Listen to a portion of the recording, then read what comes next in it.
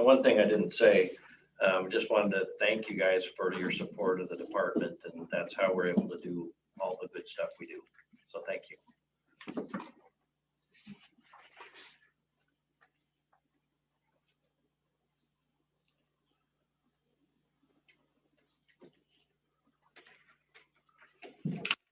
You're ready to.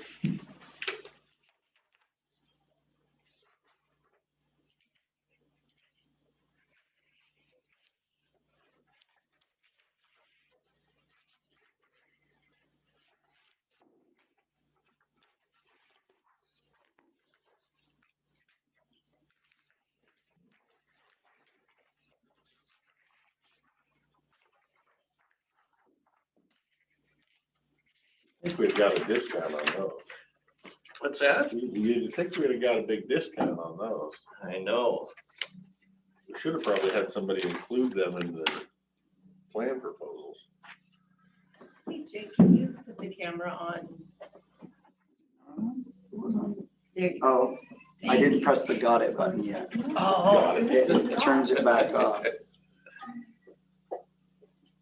Whenever you're ready. All right.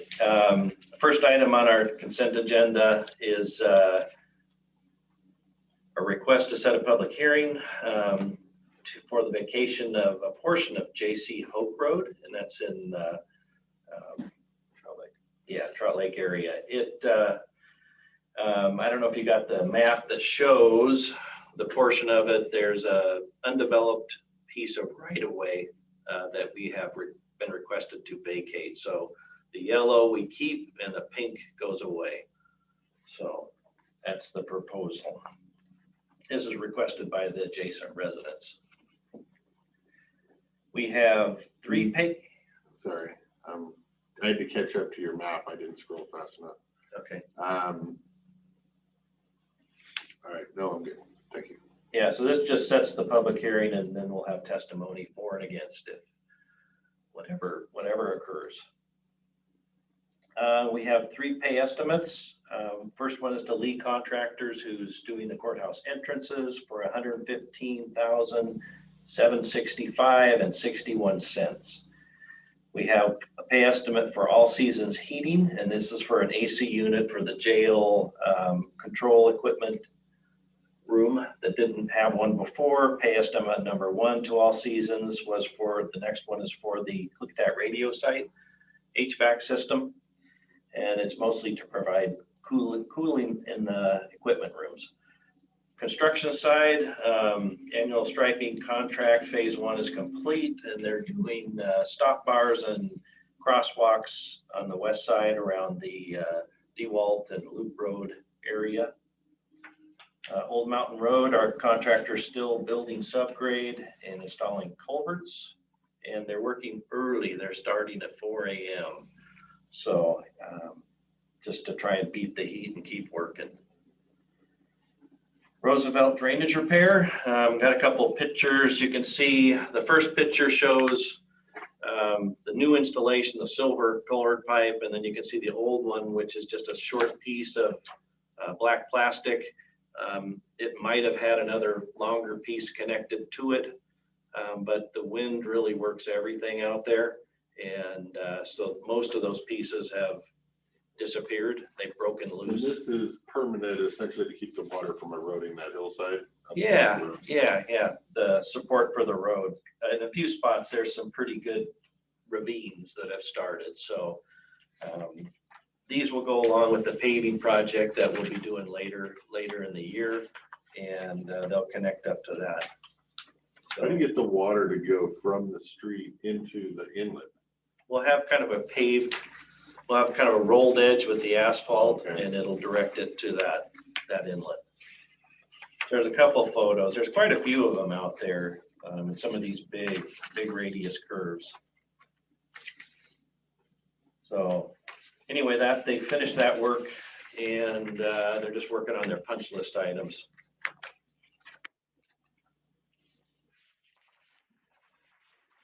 The Edgeline project, it's grant funded. They're going to start on July 12th with the work. They were going to start next week, but they actually had one of their pieces of equipment burn up. So they have to source another piece to get started with. So this hot weather, things happen. Nothing new on the signs and guidepost project. The guardrail repair, the contractor has their materials and they want to start work tomorrow. So they had the materials in the yard. We got a great price for this work compared to the other bidders, and it was because they already had the material. They were just looking for a job to use it on. So that worked out good for us. Let's see, West Darland Road. Might as well talk about the, we're preparing the contract for it. So last November when we chip sealed it, which was, you don't really normally do that work then because it's the sure way to have the road bleed. So yesterday we ended up having to sand it because it was starting to bleed through. So I was gonna ask if that was why it's got gravel on it, but but that whole surface will come up when we actually pave it. So you're not paving over the top, you're stripping that whole. yeah, we'll get rid of that. Yep. Why did we do that last November?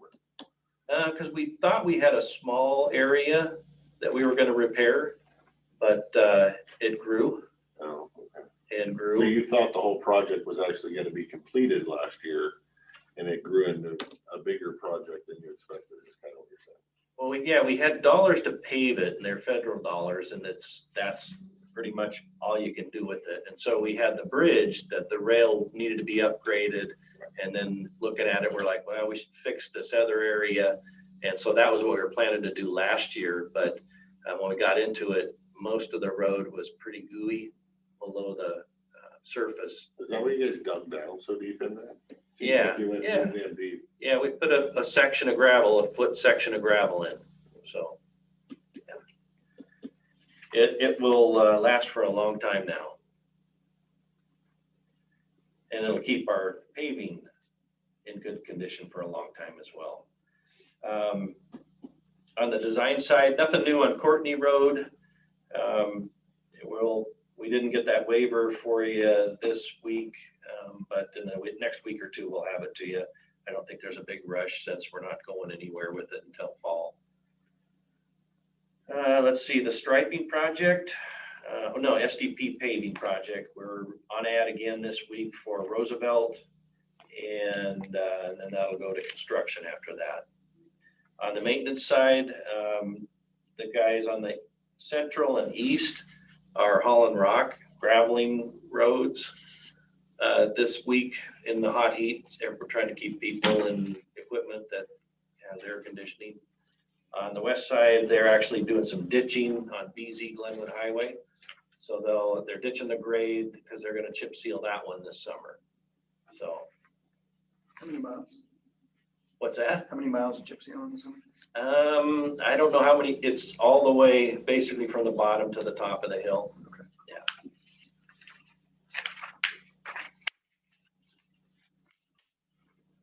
Okay, the county services building, they're actually setting up the crane to lift those two large generators onto the pads in the alley. Past us just now.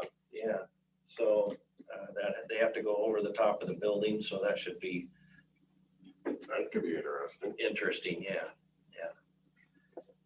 But the picks look like they're pretty close, so, and there to go the generators now.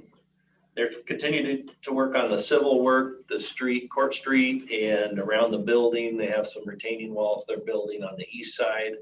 And then they'll start after the 4th, they'll close the whole road and reconstruct this side.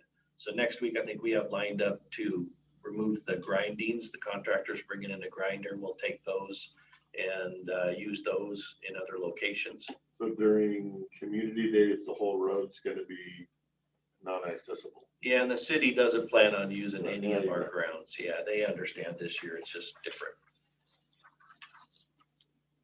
Let's see. They're just working inside all the trades, like I had noted the past couple of weeks, they're all working and there's a lot of work left to do inside. Still on schedule. And the parking, I was supposed to meet with the city yesterday and they called and canceled that. that meeting, so they're gonna reschedule it, which is okay. We have time to work through that issue with requesting to vacate that portion of Grant Street behind us. Courthouse entry, this hot weather, they're ready to pour, but we're not pouring. We're waiting till it cools off. So maybe next week when it's Maybe you 90. can get all of the concrete out of the truck before it hardens. Yeah, and get it finished too. So, and we don't want it to crack. Yeah. I mean, there could be cracks, but we're gonna do our best not to have that. So they'll start with they have five pours scheduled. They'll start with the upper steps, then they'll pour the lower piece of the steps. Then they'll have this ramp over here that they'll pour, and then they have curb and sidewalk on the south side. So they'll be busy once we get some opportunity to pour. And I think on the building, they have some walls formed up on the east side that they'll pour eventually. And they have a little more shade there, but it's still too hot.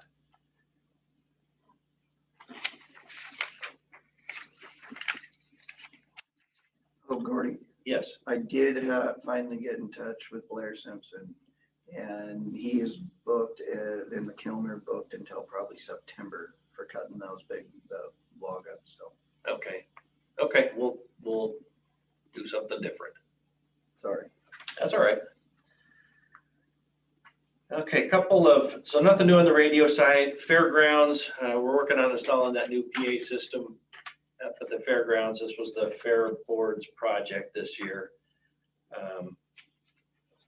Follow-up issues, we have the River Mile 1 on the Klickitat River. So there's county has property that basically connects to the state highway. And then there's a road that comes down across our property down to the landing, which is Forest Service property. And we got a complaint from a citizen about the condition of the road. I had somebody go out and check it. They said it's passable, but we're gonna next week take a grader down there and grade it out. So it should be better after next week. Do we have anybody living down there? Not yet this year, no. Okay. Yeah, but that has occurred.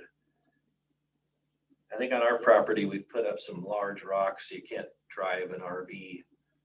We just have a small landing at the bottom. Mhm. And the Forest Service property is pretty large, and they typically, at some point in the summer, will have issues with people staying for a long time down there. Lund Hill Solar, so we got calls from a couple concerned citizens about the condition of Middle Road and Schrontz. Since we're getting close to harvest season, they've asked that we take care of that. And so we kind of have it set up. Our agreement with the developer is that we won't grade it or do any kind of maintenance more than what we normally do. And so we typically grade Middle 3 times a year. We've done it twice already. Our plan is usually to do it once in the fall.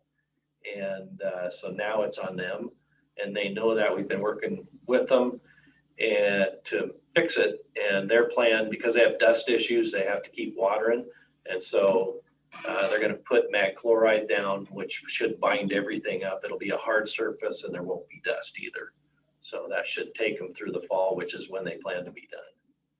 The other issue that was brought up to me is, and I don't know that it's our issue, is the amount of semi-trucks that are getting bad directions in 2 in the morning and are having to be led to the right directions. And I don't know that if we have a conversation with the solar to provide better maps to their drivers, or if you've already done that, but that was another issue beyond the road, is they're tired of being annoyed at 2 in the morning by a semi truck in the driveway. Yes, that is a problem, where people just missing Middle Road and continuing on east all the way up to Bickleton looking for the job site.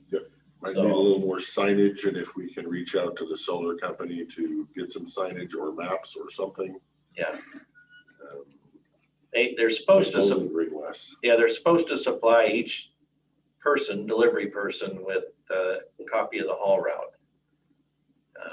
Oh, so but people rely on their GPS, and a lot of times it leads them astray because it'll give them the shortest route, which is across Schrantz Road.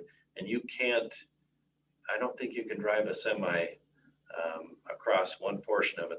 We have a small Right. timber bridge, Right. and it's a 180-degree turn. Weed districts. Yeah, and so, They said the solar company needs to do a better job of alleviating this issue than they are currently doing.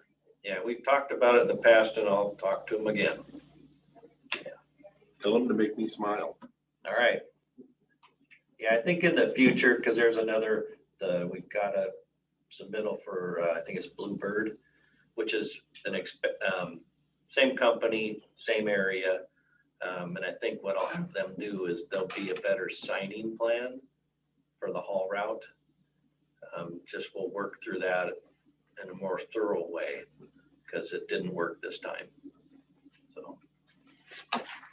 Last thing on the list is West Darland Road. We talked about the bleeding, and we'll keep an eye on that because it could do it again through the week. And once it starts, it's a challenge, especially with all the hot When is weather. that supposed to be? When do you forecast they're gonna start working? Probably be the end of July or August.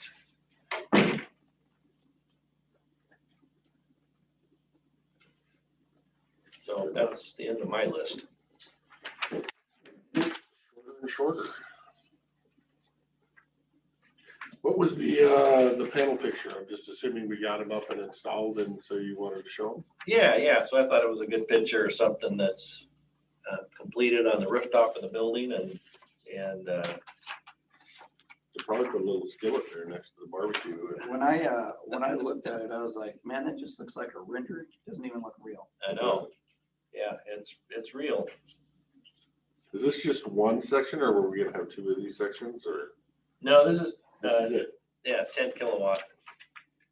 Yeah, I mean, you could, there's room to do more up here, and I think we just got a grant proposal for, you have to have 20 kilowatts the minimum. So you'd have to put 2 more rows, the same as this, or a different kind of panel to add to it, or another facility.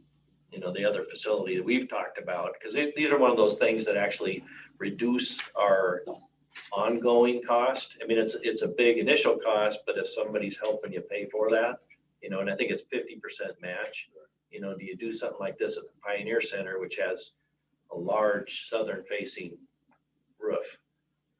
So those are things to think about, but it'll bump something else, but long-term, it helps us with our annual expense for utilities, yeah. So. All right, you're welcome, thank you. And do you grade at the park, do you grade all the way down into the Forest Service property as well, or do you just grade ours and let them deal with theirs? We grade our road down to the bottom, we have to turn around, so, I think there's some overlap. Yeah, where it goes around that corner. Yeah, because we have to get back out of there, so, but not a lot.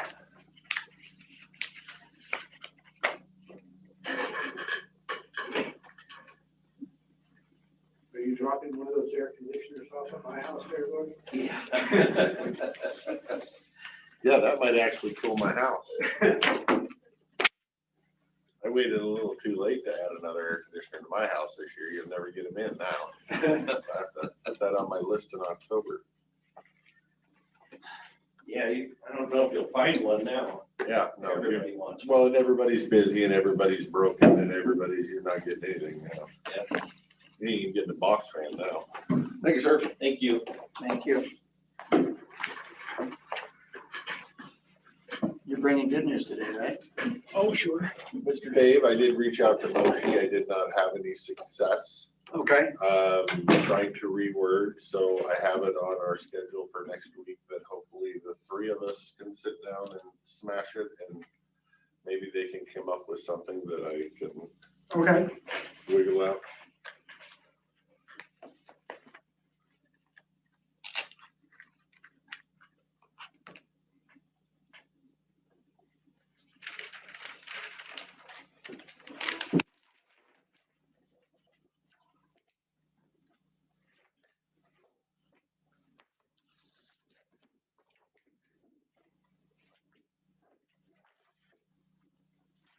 First bit of news, it's hot.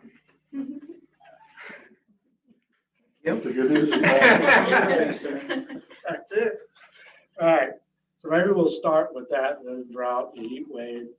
As you may recall, we reported on the spring monitoring that Wendy did this year. Looking back to the last year, we have spring monitoring.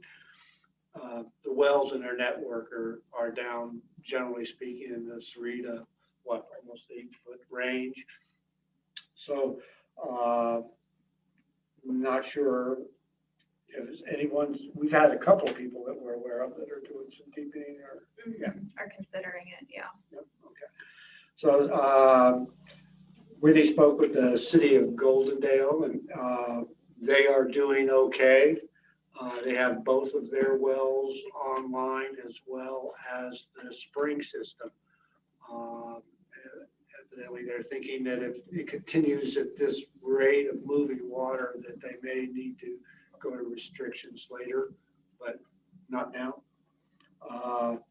Dallasport Water District's running both of their wells.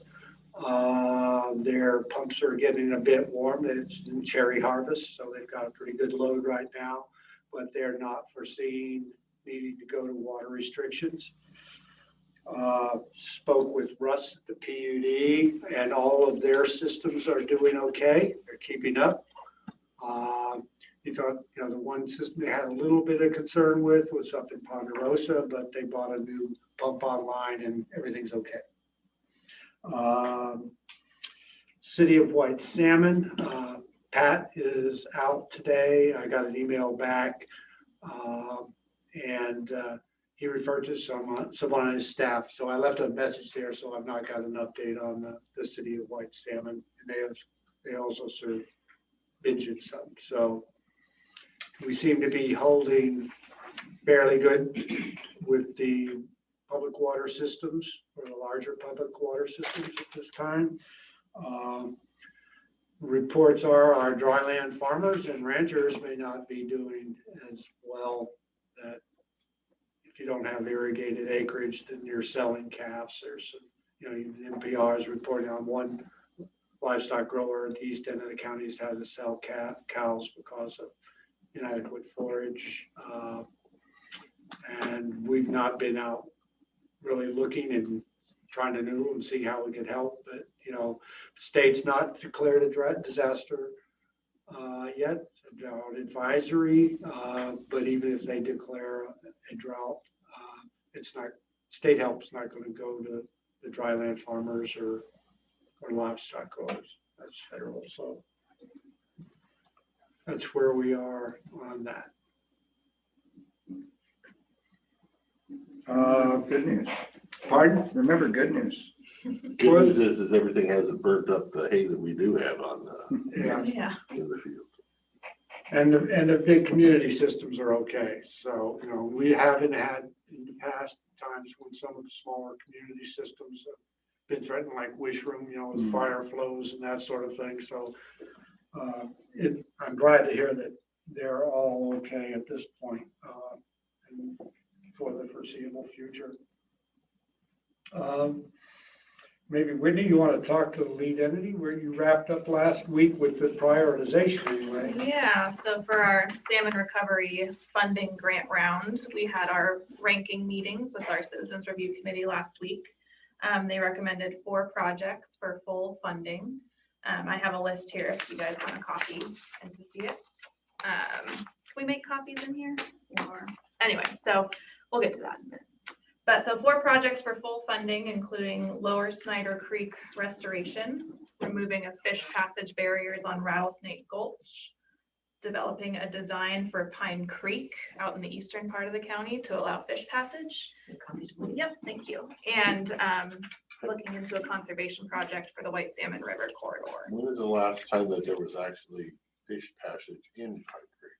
It's been a long time since the John Day Dam was built. Is there year-round flow to facilitate fish passage? It's intermittent. So in the summertime reaches, some parts go dry, but their fish can hold in the pools that remain that are groundwater fed. And they go up above where there are perennial pools. So it is used. I before we did the improvements to the flume there in Snyder Creek, that went up and you saw some audits in the little pools holding up there. So, I would think those pools would end up being enough oxygen deprived that, interesting. And then there was another project that the committee was still interested in, but it wasn't eligible for full funding just because we didn't have enough funding available. So I'm working with the State Conservation Office and the project sponsor to look at alternatives for that project for this year, either scaling the project or they have indicated that they're interested in partial funding this year and then to come back next year for additional funding to make up the difference. all right, I think the other thing is, I think we finally got a grant amendment hammered out for Switzerland project. It's taken a year and a half to do that. But it's getting its final review, and hopefully I'll have that to you next week or the week after to add 120,000 to that and extend the period of performance till June 2023. That sort of summarizes natural resources. So with the funding for the Lower Snyder Creek, the goal was, the thought is to do that in conjunction with whatever we're gonna do on that property. Right. So we need to start moving on that so that we can start putting that piece together. Okay. I don't want them starting this project with that before we start our side. Okay. They won't have funding in hand until at least September, so we have a couple months, but Yeah, it'll start but- now. But we gotta start now in order Yeah. to get ahead. Yeah. Mhm. And I think where we left it last was the assessor's office was looking into the status of the property, right? We'll check in. Yeah. Or the treasurer. Sorry, the treasurer. And part of their project description does include coordination with the board and about that property. So they certainly wouldn't be operating in isolation. I just want the right horse leading the cart. You bet. That's going to be a challenge. Very fast cart. Exciting. All right, moving on to economic development. As you may have seen last week, Ecology denied without prejudice the 401 water quality certification for the Goldendale Energy Storage Project. The basis for that was insufficient data to form a decision. Little background there, the federal rules provide that states have a year to do the 401 water quality certification. And Ecology, that was too tight a time frame, I think. It can't, according to the federal rules, it can't be held up due to NEPA, SEPA. So they asked for quite a bit of detail in terms of information. It gives them a lot of time to turn around. They submitted it. I think there's some frustration on the developer's part, but is working on that. I think at this point, I talked to them last week. They intend to resubmit, and there was an invitation to resubmit their application in the denial letter. So, moving on, Klickitat Valley Health. We've been talking about recently with the hospital about doing a REDS process where we get federal agencies in and get some support on how to fund projects that are economic development projects. That would be primarily KVH's heating system, which they're looking at, going hydrogen and solar and linking in with the school system. So Commissioner Christopher and I will be meeting Thursday to get some more information, making sure the city's on board, because that could potentially expand to include other sorts of projects in and around Goldendale. So I'll be focused on the Goldendale KCPEA, we're looking at meeting the last Tuesday of this month. Hopefully, we'll have our new Associate Development Organization grant ready to be approved by the EDA and get authorization to contract with the county to implement that. As I mentioned before, we're expecting the funding amount to go up from $50,000 a year to $75,000. So that'll help. Also hope to have at that meeting, get the buildable lands inventory submitted and presented to the board, and have KVH meet with the board about their project progress they made, because some of this work done to date was done with 0.09 funding. But see that work product and then look at next steps. And I believe they're going to submit an application for consideration for some more 0.09 funding. I got a draft yesterday, haven't had a chance to look at it at the end of the day. The Small Business Development Center, we've got a candidate was selected and accepted the job. Lorena Lowell, I think she's out of White Salmon, would be the new advisor. She starts on the 6th, has to do some training before she can start with the businesses, but we're looking forward to that. That remind me, that's 2 days down there and 3 days up here. Yes. How was that? Yep. The USDA, moving on, has that grant opportunity. You're aware of the $2 million that was identified as being for scenic areas located along the river or the coast. McKed has submitted an application for $2 million. The board submitted a letter in support of that. Last week, the Port of Klickitat asked for a letter of support. I drafted it and just realized that it's for the same grant. They're looking for $95,000 to help them open up a second well at the Port of Klickitat.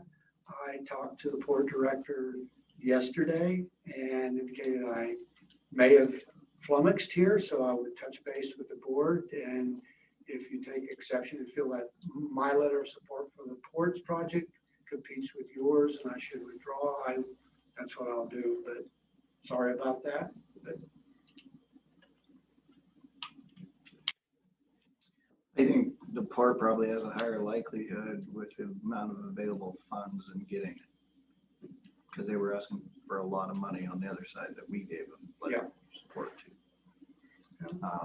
I have no problem with the fact that you wrote a letter of support for it.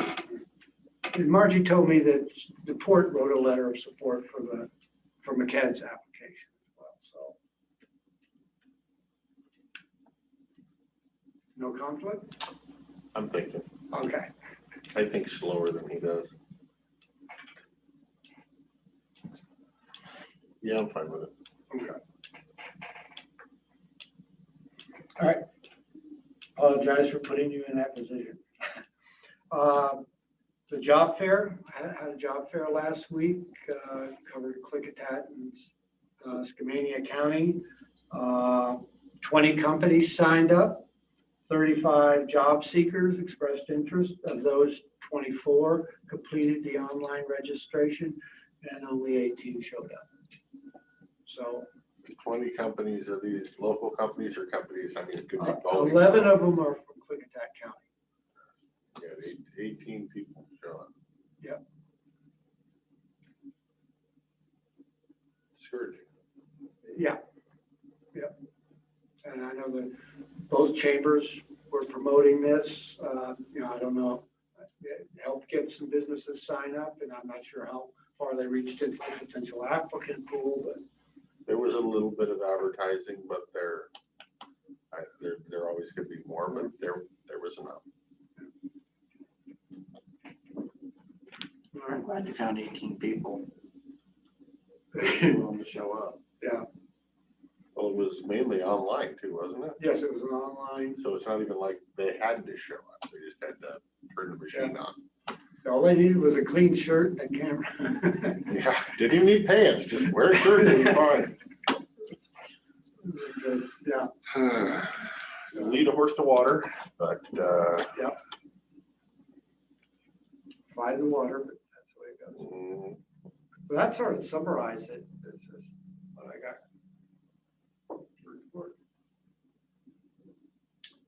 Got any questions for Dave? no, sir.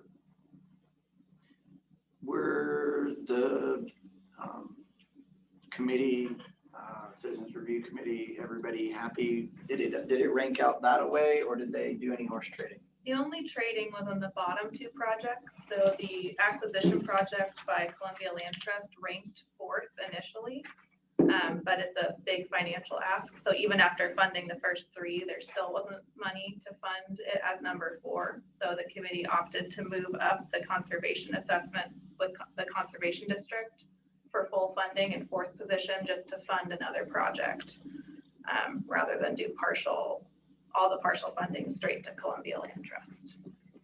And I would think 3 would be able to get us a little bit of political capital as well, so.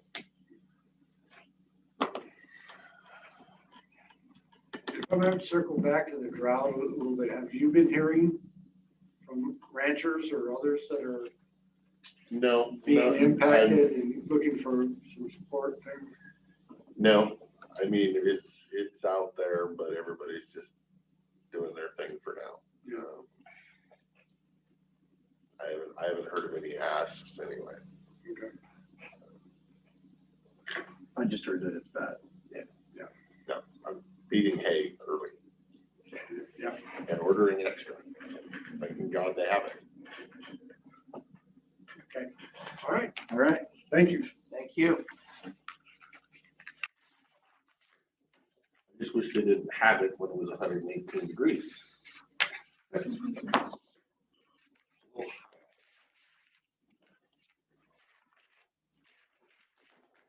Someone made a mistake on a weather map yesterday, and it was showing Moses Lake at 1135 or Sounds something. real. Sounds accurate. Feels like. Yeah, right. All right. Thank you. Thanks, y'all. Stay cool. Thanks, sir. Good man. I think he's shortening everybody up. Well, it's making everybody grumpy, that's for sure. I had to apologize for being grumpy. No, it's everybody's on edge. I have an update for you. Okay. With the news that probably a double-digit increase in our insurance costs, reached out to Jonathan, and he was able to contact the pool, trying to find out, what do you mean double? I mean, what is it? And he came back with a 17% Oh, wow. increase. And based on last year's premium, that would increase, it'd be an additional $206,425. And I would like, with your direction, maybe to send out an email like to all the offices, the electeds and the department heads, to give everybody a heads up. Either this is going to require like a supplemental for everyone. Just plan ahead. I already briefed Jen, so she's aware that this may come. The bill is not due until December. But Yeah, I would definitely reach out and so they can know. I know I always base on at least 15%, but this was even higher than what I guesstimated. Yeah, that was, I was sitting through that meeting. I was under the assumption we were dealing with around 13, but they never gave any numbers, so. And it's not just us, it's not just the pool, it's across the nation. It's just the sign of the times, what's going on and everything. Litigation has expenses. We should be receiving our renewal application hopefully early August, because that's quite an extensive project to gather all the information and get that application completed and all the properties verified. And then the bill comes in December. So our actual contract term is December. Right, December through next year. Do you have any updates you'd like to mention now? Mention now, no. I don't have anything we need to do. Oh, I can mention one thing just because it's on my head. Jet boats on the Klickitat River. Oh, yeah, Did you hear about that one? I heard about it. Okay. So they're gonna be, I told them that's kind of out of our wheelhouse and kind of at a really bad time, since I think that would take working with the Forest Service, our Fish and Wildlife, sorry, and the sheriff, and the board, in a collaboration. And we don't all have the best, not Was the it- best time. Did you hear who it was? I got pictures of Oregon license plates. So it was an individual, it wasn't a company or anything? Well, no, one of the pictures was a company logo on the door. There was 2 vehicles, company logo on the door, and Oregon license plates on both. I was always under the impression that the Klickitat was a no motors allowed, but I haven't looked that far into it. But apparently it isn't. Or sure can't find anything.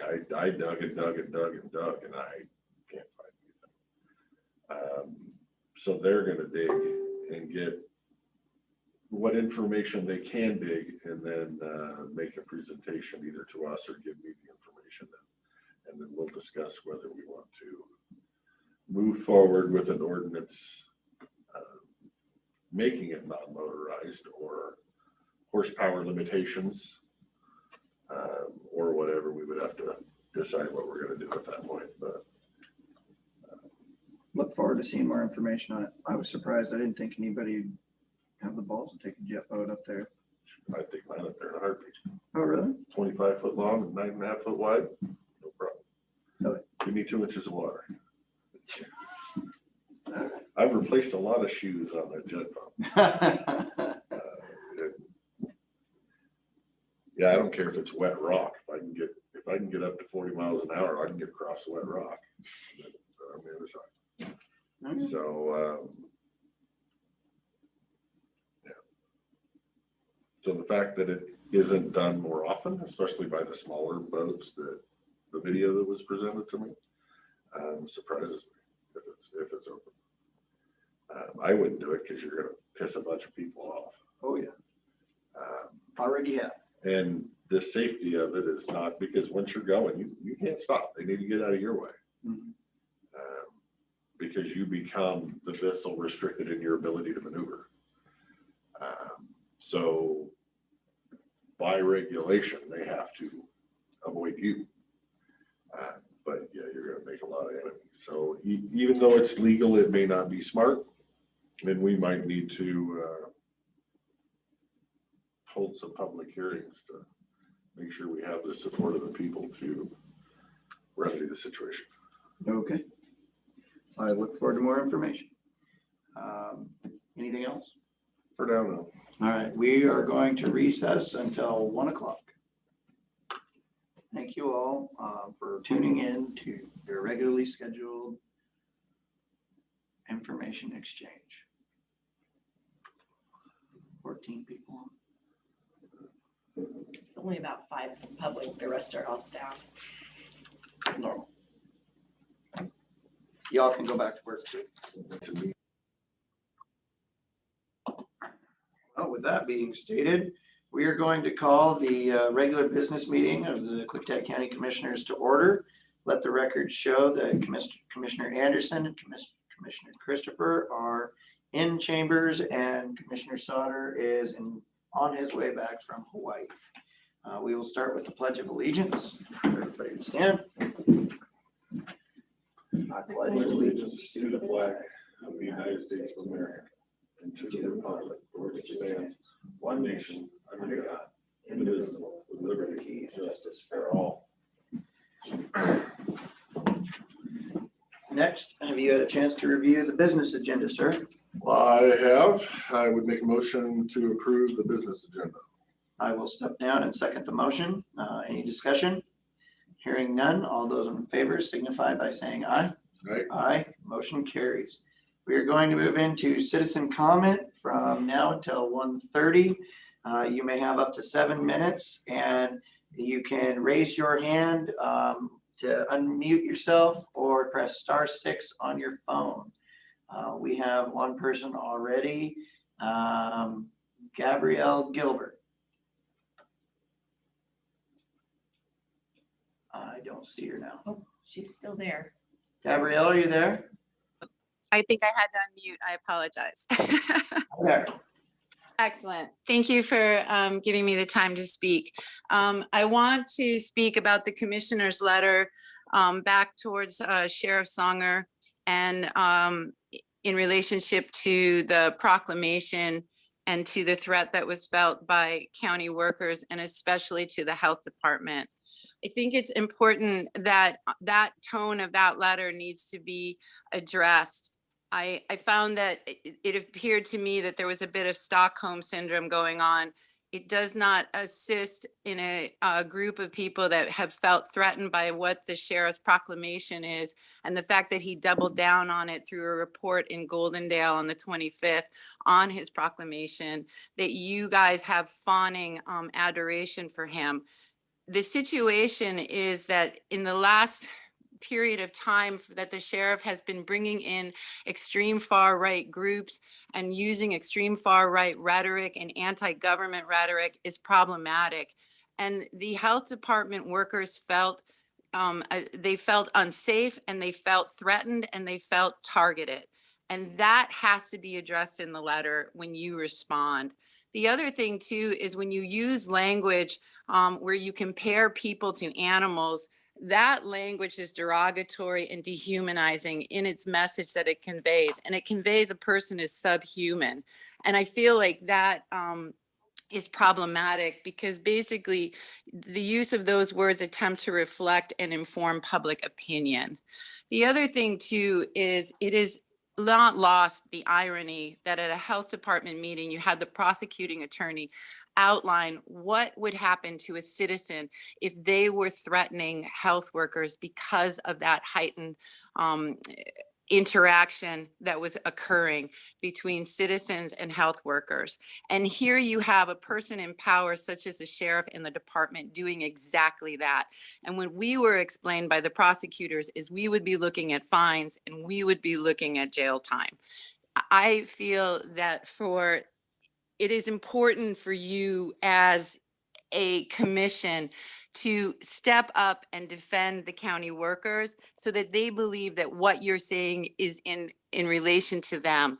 Using the idea that social protest against police brutality is a stressor for the sheriff's department and a reason for this conduct is disingenuous to the populations who have been on the receiving end of unjust treatment by enforcement and law officers.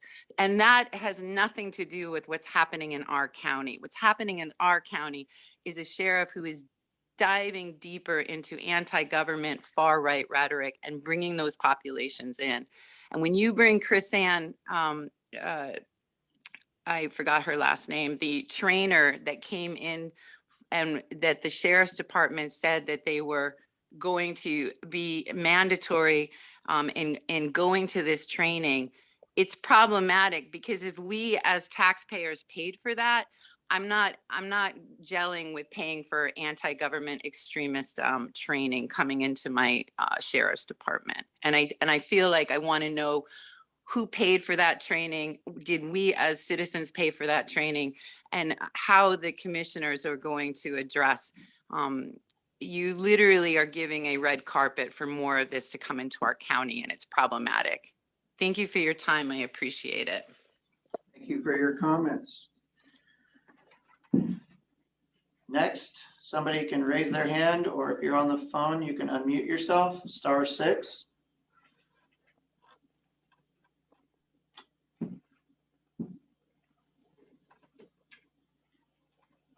You guys seen anybody?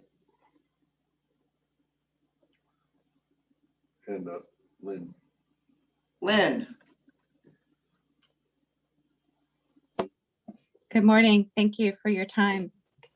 I just wanted to share with you a note that I got today saying that Klickitat County is in the top 2 worst COVID-19 transmission counties of Washington State.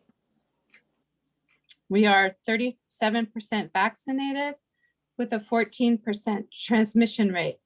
The Delta variant is doubling every 2 weeks. These are not good statistics. We have a health department that is fearful of being arrested by the sheriff because of his proclamation and having to move staff around because of the fear factor that has presented. This is a huge problem. Our health department has already been through enough. They deserve better. They are not a whipping board for the sheriff's whims of which way he's going to be sailing that day. This needs to change. It's not a good look for our county, and it needs to definitely be addressed. I thank the health department for all they do. I got my vaccinations up in Goldendale at the fairgrounds. That was kind of an unusual way to get a vaccination, but very effective. And KBH, the health department, did a great job. The director, Erin, was there, and she's fabulous. I can't say enough good things about what they've done and the hard work they've done to help keep us all safe. We need to be talking about this more. This information needs to be discussed and talked about, not just swept under the rug. And someone sent a message to me. Last name is Mason, and I live in White Salmon. Thank you so much, and have a great day. You as well. All right, next, you can unmute yourself via the *6 or raise your hand if you're on Zoom, and we will get to you.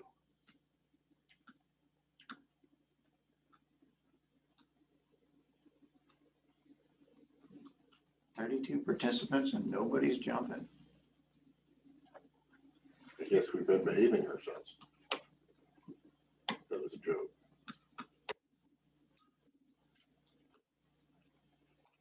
Yeah, a lot of new names on there too.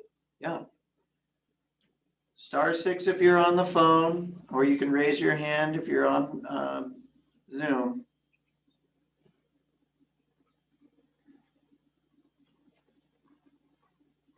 Since nobody's raising their hands, Casey, is there something you would like? There is actually. I am in to request verbal authorization. Our current emergency management program coordinator submitted their letter of resignation the end of July. And so we are requesting to advertise for that. Well, that didn't take very long, did it?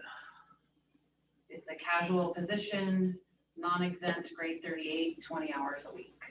Say, this person's only been here for like a month or two, right? A little more than that. Yeah. I'm fine with it. Yep. Okay. Thank you. Thank you. All right, back to public comment. Casey, do you want to make any public comment? Casey, was there you don't, feel free to not tell me what the reason, but did they give a reason? Was it a good reason? Is it gonna help us find the next person? Is it I am not aware of the no reason. guidance at all? Okay, *6 or raise your hand via Zoom, or if you don't know how to raise your hand via Zoom, just unmute yourself since nobody else is speaking.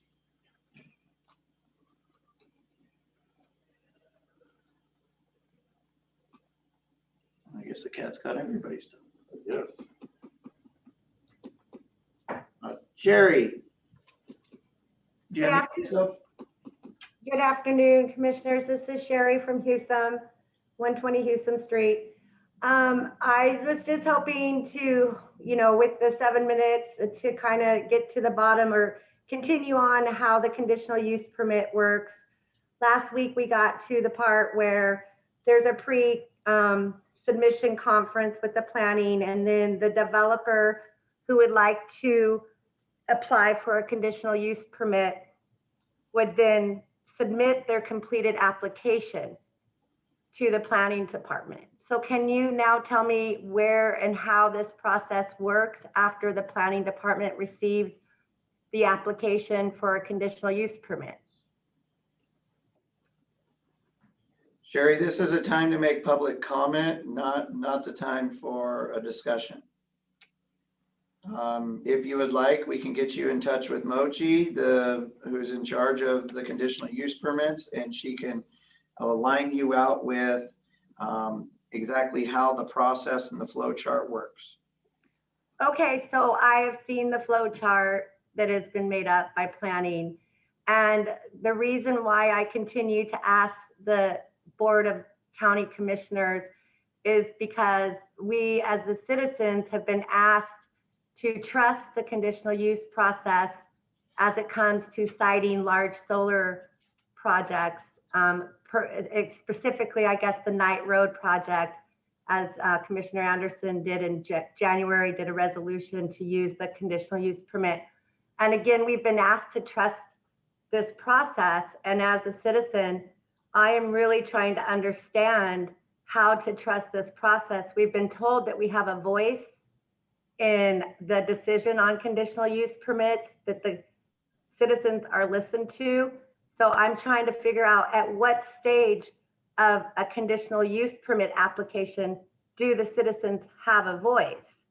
And that's simply what I'm trying to come down to, is when do the citizens get to weigh in on this process? And if it's not an answer you're willing to give me on a public comment, I understand, but I think there's a lot of citizens out here really trying to get a handle on what a conditional use permit really looks like through the county as they are going to be used in the Knight Road and as it's being used for under canvas. So again, I appreciate your time. I wish that you could answer this question since you have asked us to trust this process, Commissioner Anderson, and you have told us that we would have a voice. So again, my question is simple. After the conditional use application is turned into the county planning department, what is the next step for planning to do with that application? And when do the citizens get a voice in this conditional use permit? Sherry, the citizens will get comment during the SEPA environmental impact. And then when it gets through planning, essentially it will be sent to the Board of Adjustments for their take, and they can weigh in more regulations or impose whatever they want from there. But while it's at the Board of Adjustments, there will also be a public hearing before the Board of Adjustments where you'll get citizen comment as well. So after the applicant / developer turns in a conditional use permit to county planning, it's then forwarded to the Board of Adjustments, which then we would have a public hearing so citizens could weigh in. Am I correct? Yes, but you missed the step before it goes to Board of Adjustments. You're going to go through SEPA, of which then you can address any environmental concerns you have through that SEPA process. And then the county official, SEPA official, will make changes or to that SEPA to mitigate for comments. And then you can even comment again before it goes to Board of Adjustments, where you'll get another comment. Okay, so when we're at the SEPA decision, after the SEPA decision, then it goes to Board of Adjustments, and that's when we can also comment on SEPA, but we can also comment on the conditional use permit at a public hearing in front of the Board of Adjustments. Right. So essentially, if you're just, for example, if your arguments are environmental related, you would argue that at SEPA. If your arguments are policy related, or setbacks or something like that, you might argue that at Board of Adjustments because it's not necessarily environmental. It could be, but that's essentially your two avenues and where you go from there. Okay, All right, well, I'm hoping that we can trust this process as conditional use permits are used in the county. And thank you for your time, Commissioner Christensen. Have a good day. Thank you. Thank you for your comments. Next, you can unmute yourself by pressing *6 on the phone, or you can raise your hand if you're on via Zoom.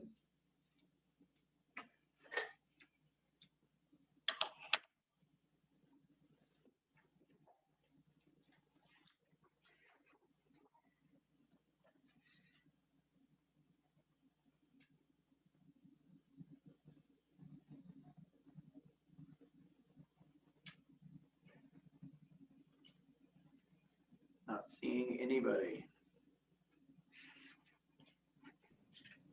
I have a different topic question. This is Sherry. Is there anything you can tell the citizens as we enter into the 4th of July, if there's any sort of burn bans or firework restrictions? And if you don't know, can you lead us to an area where we can read some rules for any of that sort of fireworks and burn bans in our area? There is a burn ban over the entire county, and we have a fireworks ordinance in county code. It's fairly limited. And during board pending, we will talk about fireworks. Thank you. You're welcome. Oh, and can you point us to where I can find that fireworks ordinance?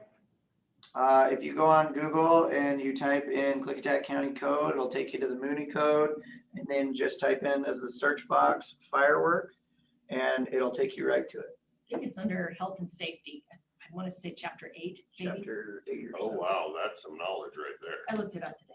there. Oh, Thank you. you could have not said that part and go, yeah, I just knew that.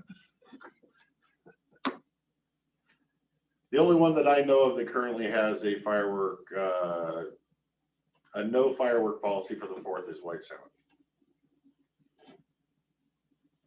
I believe Benton has a permanent. A permanent ban. Oh. Didn't know that one either. Is that in the ordinance? Not our ordinance. No, our county ordinance is only unincorporated areas of the county. We don't regulate inside city or. Okay, so I should probably be able to find their rules on their website for white salmon. More than likely, you might have to call them. Same with Goldendale. I don't know if their website's sophisticated enough to have all that information. Okay, thank you. Is there anybody else who would like to make public comment?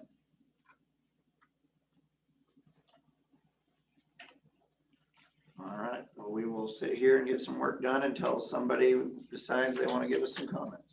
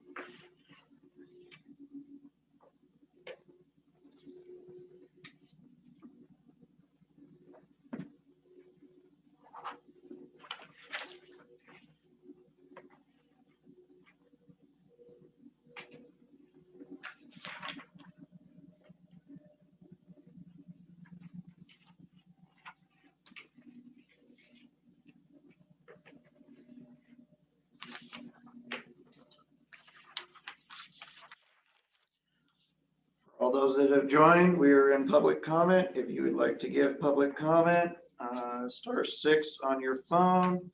Or if you're on Zoom, you might as well just go ahead and say your name, your location, and give us your comment.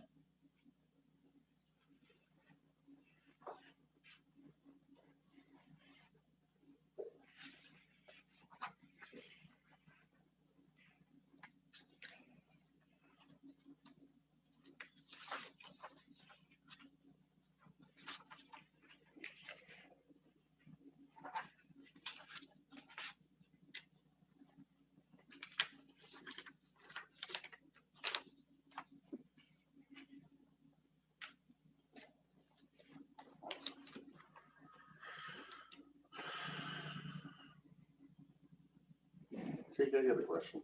Yes, sir. Is Elaine on this committee? Elaine Harvey? Yeah, who is the tribal representative on this committee? On the Citizens Review Committee, there's a new gentleman that just joined, I can look it up in our videos. and I cannot recall his name. I'll look it up.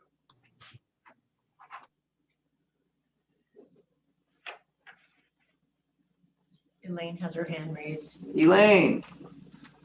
Stirred it up. Good job. Hello?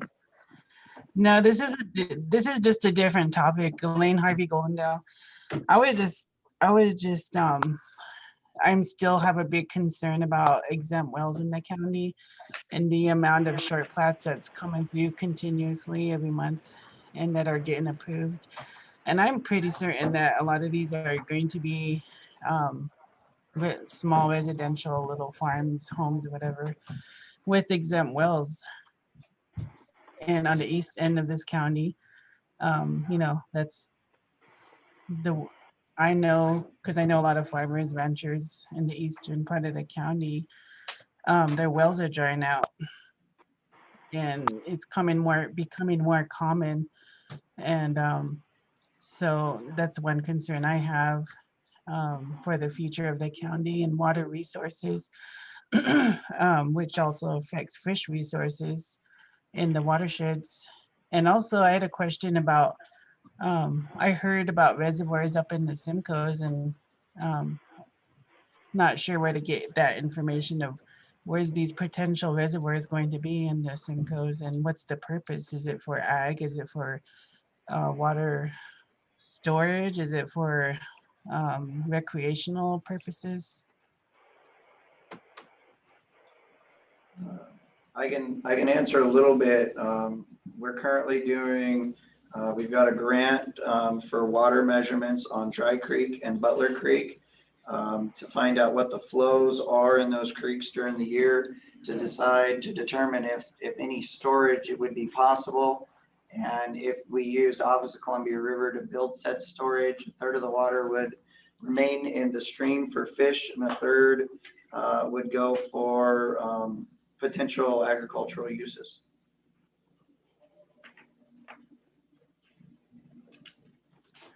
So that's kind of on the upcoming years. Yeah, So it's kind of in the the study we're in period the beginning right of now. the study stages. Right now, we're only looking at how much water there is. What about the Switzerland Canyon? I mean, isn't Klickitat County involved in the Switzerland Canyon Reservoir? Yes, we are involved. It is not in Klickitat County. It is in Benton County. Switzerland Canyon is. Okay. Yeah, just a question mark I had was why is Klickitat County involved in a project in Benton County? The rationale behind that is a lot of the benefit would probably be seen in Klickitat County. We would be eligible for the water that is stored and the water rights that can be created.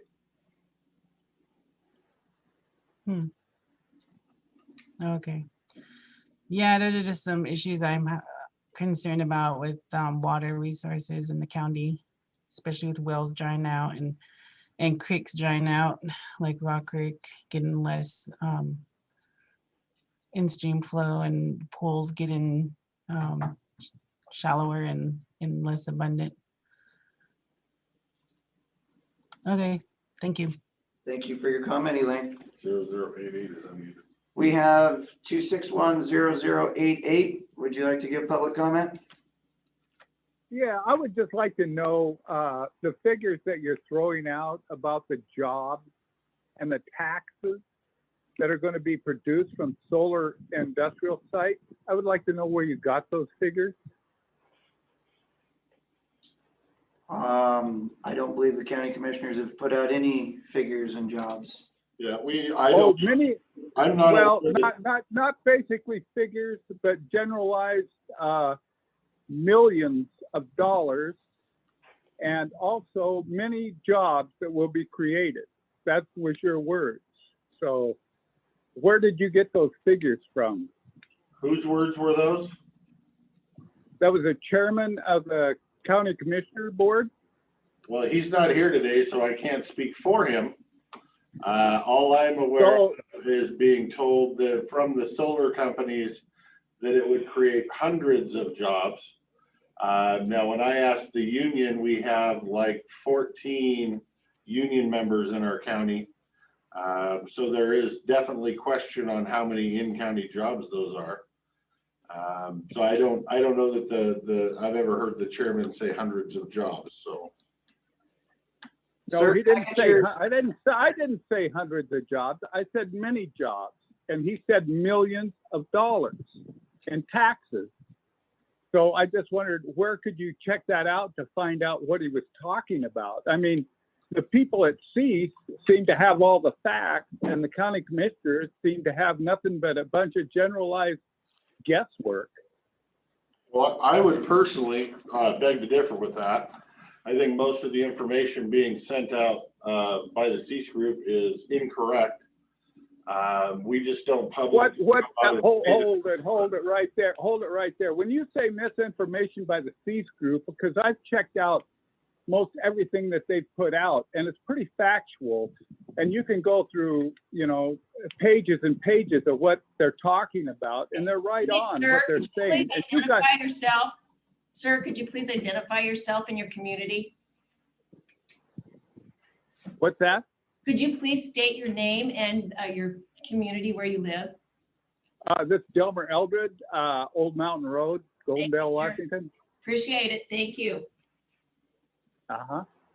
Well, I will just say that I hear the comments given by CEAS on the radio, and every day I start dialing in the number to the radio to correct the comments made, and end up just not pushing send because it's not going to go anywhere. Well, the fact that I mean, in all reality, I mean, the appearance is that the county commissioners work for Avangrid and the developers of solar energy and not for the community. And I just wonder, you guys state all this stuff as a generalization, but you don't state where you get your facts, where the other side does. Well, it depends on what is a fact. We only state facts because we make sure we know the fact before we state it. We can you just take the word. Ideas on what the taxes will be, but nobody knows what the taxes will be until the project is completed and we actually have a bill. Exactly. So where do you come up with this millions and millions of dollars? I mean, there's been places where solar has not paid the taxes, and who pays the taxes then? Do you know who pays the taxes when solar don't pay them? The property owner has to come up with the tax on personal property. That's where the money comes from. If they don't pay it, the people that they lease from have to pay a personal property tax on it. You guys should do a little homework on what you're doing and not take the word of the developers. I mean, if you were going to take a prescription, would you take the word of the drug salesman or the doctor? I haven't talked to a developer, so I'm obviously not taking any words from a developer. Well, that's really hard for me to believe because it sounds like they are giving you your talking points to me. I'm sorry, sir, but nobody has given me talking points. I come up with my own talking points. But thank you. Sure. Yeah, okay. It is now 1:30. We have one more person on the line, 3376. Whoever you may be, did you want to make a public comment, and would you like us to create some room at the end of the agenda for your comment? I'll say something really very, very quick. I appreciate the last caller's reasoning and what he said. My main reason for calling is, do either of you have neighbors who shoot off fireworks that leave thousands of pieces of firework waste that flies through the air onto your property, and you got to go pick it up over the next year? I still have stuff out here in front of my place. Sir, can we get your name and location for the Oh, record? I'm sorry. My name is Ken McCune, 519 East Broadway Street, Goldendale. We regulate. It's a dirty. I'm getting to hate this time of year because of the fire danger and this huge waste of money for these fireworks that create this kind of waste that, I mean, I found bottle rockets on my roof last year in piles of leaves that were laying up there. So I'm wondering, can you guys make a county-wide ban on fireworks? We only operate outside the jurisdictions of the city. Anything pertaining to the city would need to be a city ordinance. Good point, Dan. I appreciate that. I think you're very right about that. They're culpable for this. They give a permit every year to a local group that they must make thousands. They let them do it every year. But let's just hope that nothing major happens this year. We get through it, no problem. But I myself, I'm going to have to take some measures to prevent. I mean, I don't know how I'm going to stop it, but I'm not going to condone it, that's for sure. Ken, we will be discussing fireworks during board pending today. So if you care to remain on the line throughout the rest of the meeting, you'll hear what we have to say. Great. Thank you for the invitation. You guys have a great day. Thank you, sir. All right. Bye. That being as the time is 1:32, we are going to close citizen comment for the week. If you had a wish to speak, we will be back here next week at 1 o'clock as well. We're going to move into our 1:30 public hearings, public meetings, bid openings. For a public meeting to consider the approval of a boundary line adjustment, BLA 2021-02. And I'm not going to state the parcel numbers. I'm going to let you do it. Okay, BLA 2021-02 is a proposal to adjust the common property lines between lots 1 through 16 of a previous subdivision called Goldendale Heights Fruit Farms number 1. The proposed boundary, it's right off of Rimrock. The BLA is in section 11 in Goldendale vicinity. The administrative review of this boundary line adjustment has been completed. Signatures have been obtained from the board, the road, health and planning departments, and treasurer's office. All conditions attached to preliminary approval have been met. If the board finds it's in the public's interest to approve this boundary line adjustment, a motion will be needed to grant final approval of BLA 2021-02 applicant Jan Wilson. Now, the parcel numbers range from 0416 1151 0001 00 to 0416 1151 0016 00.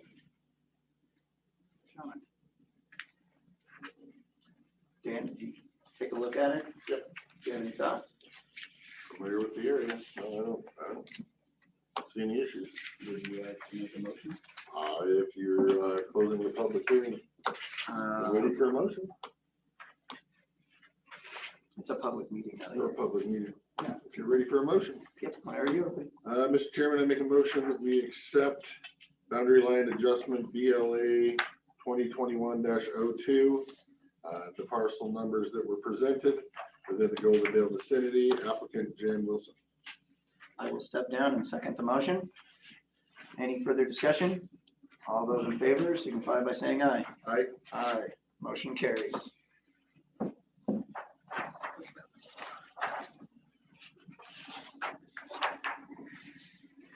Are they done with this property now? Do you know?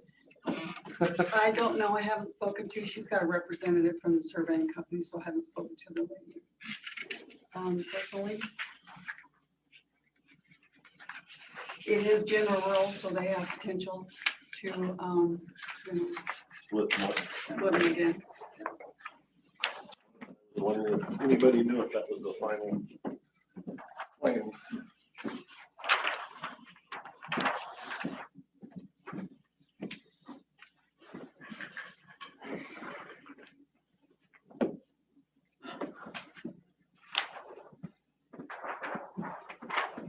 What Wills on that reach, Jake? In the Rimrock area, they vary in depth.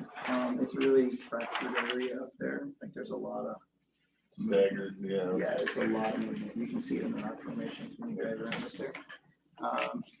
We will move on to a public meeting to consider the approval of short plat SPL 2021-09, parcel number 0611-3200-0004/00 within the Trout Lake vicinity. Applicants are Carl and Anise Alley. Okay, SBL 2021-09 is a proposal to create 2 lots in the Trout Lake vicinity. The admin review of this short plat has been completed. Signatures have been obtained from the Road Health Planning and Treasurer's Office. All conditions attached to preliminary approval have been met. If the board finds that it's in the public's interest to approve the short plat, a motion needs to be made granting final approval of SPL 2021-09, applicants Carl and Anise Alloway.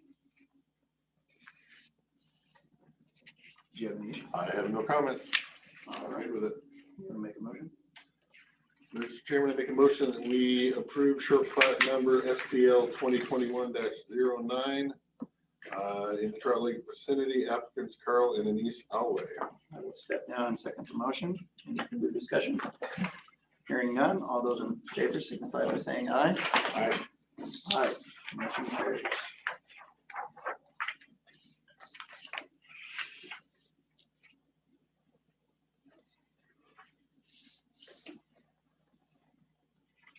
Okay. Next, we will consider a public meeting to consider the approval of short plat SPL 2021-14, parcel number 05-2756-0001/00, as well as 5/16/2756, 200 within the Goldendale vicinity. Applicants are Paul and Deborah Bosnon. Bosch.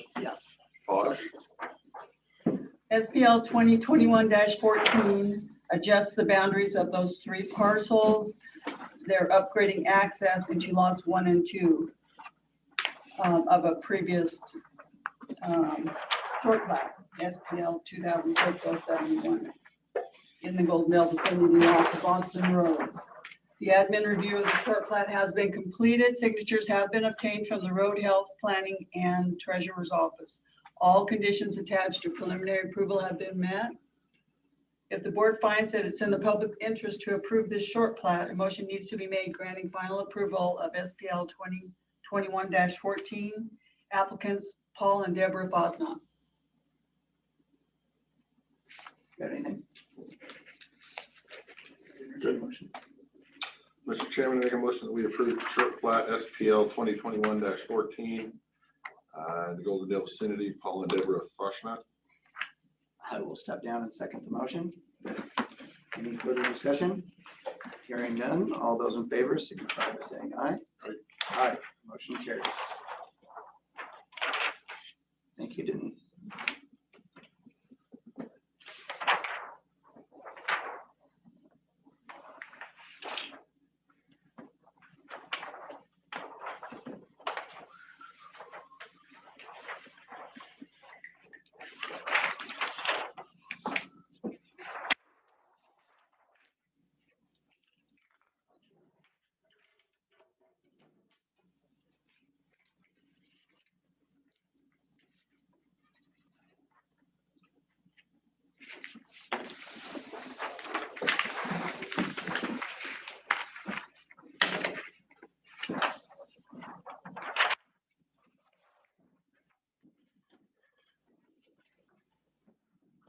Get more exercise some days not here. To get up and walk that direction all the time. Thank you, Denise. Next up, we have Senior Services Director Sharon Carter for her department update.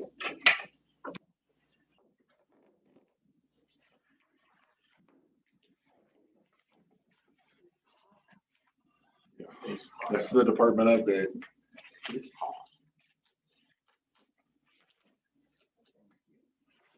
Going down today, so we shall see.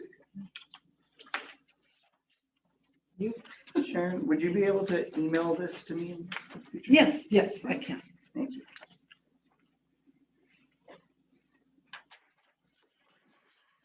And I still have the statistics on transportation that I will send you. I was on vacation and I totally understand it.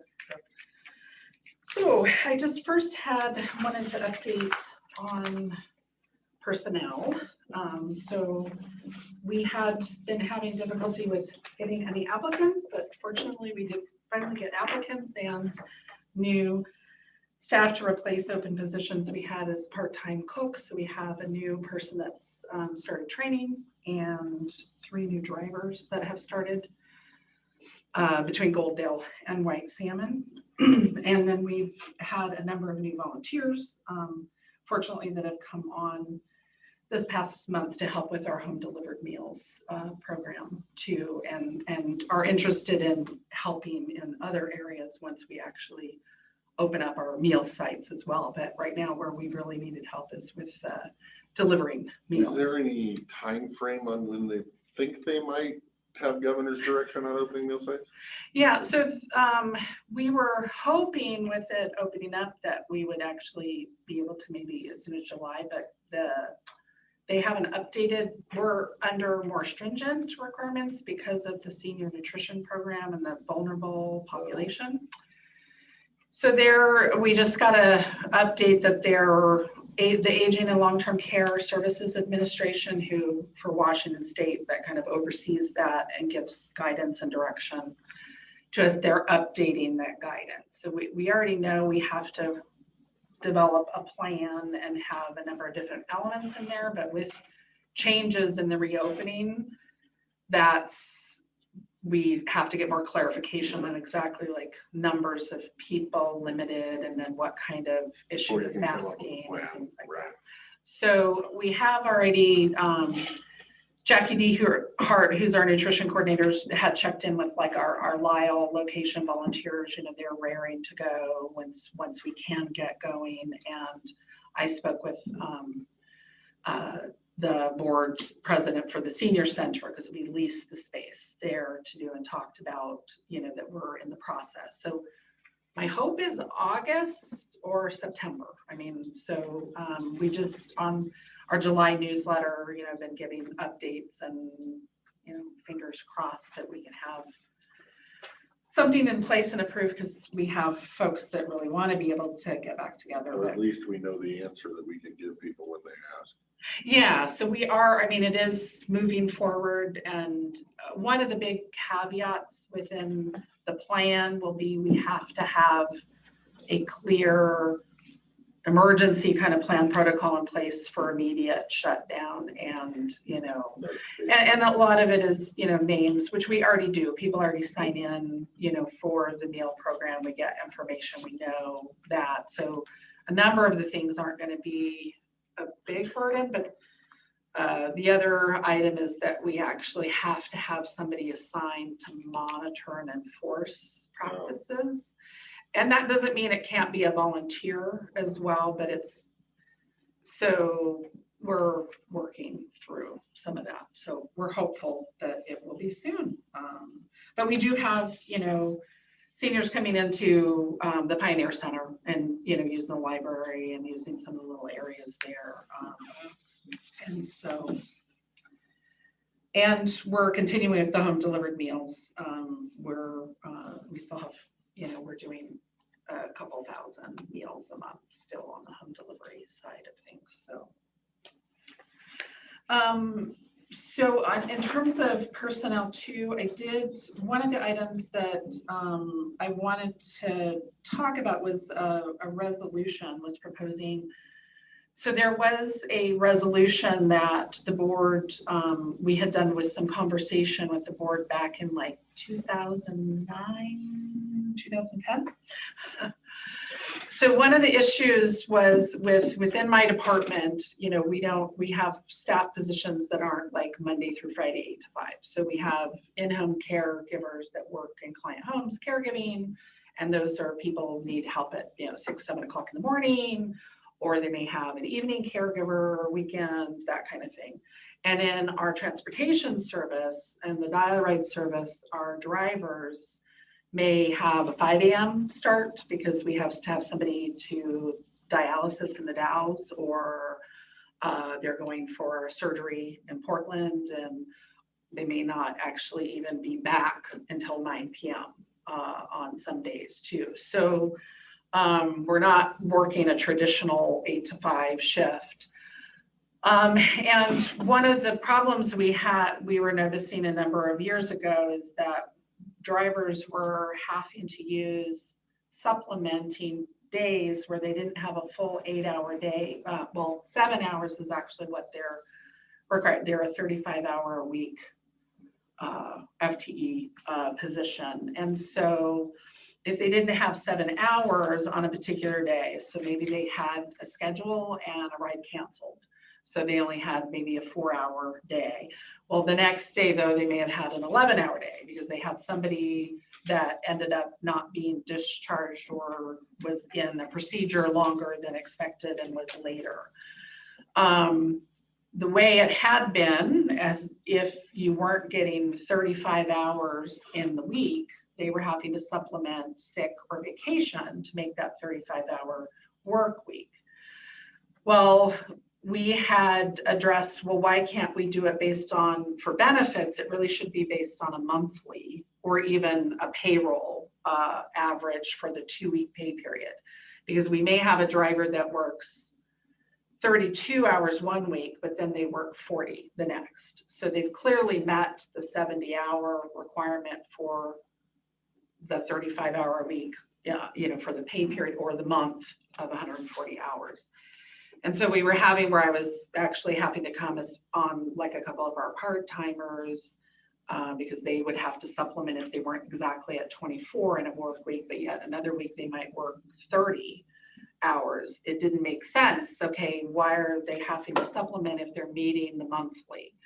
So that had been said, but apparently the only resolution that I can find that specifically references that and trying to look through those was one in 2010 specific to the home care givers. But I know we had discussion, and this was back when Randy Post was here, and it was specific to both drivers and caregivers and those that were in the benefited position.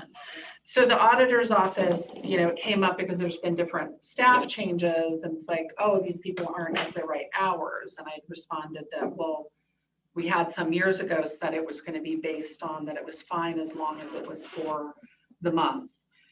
So they had said, well, we really need a resolution that clarifies that from the board, because they did say they were able to see the one on the home care side of things, but not the drivers.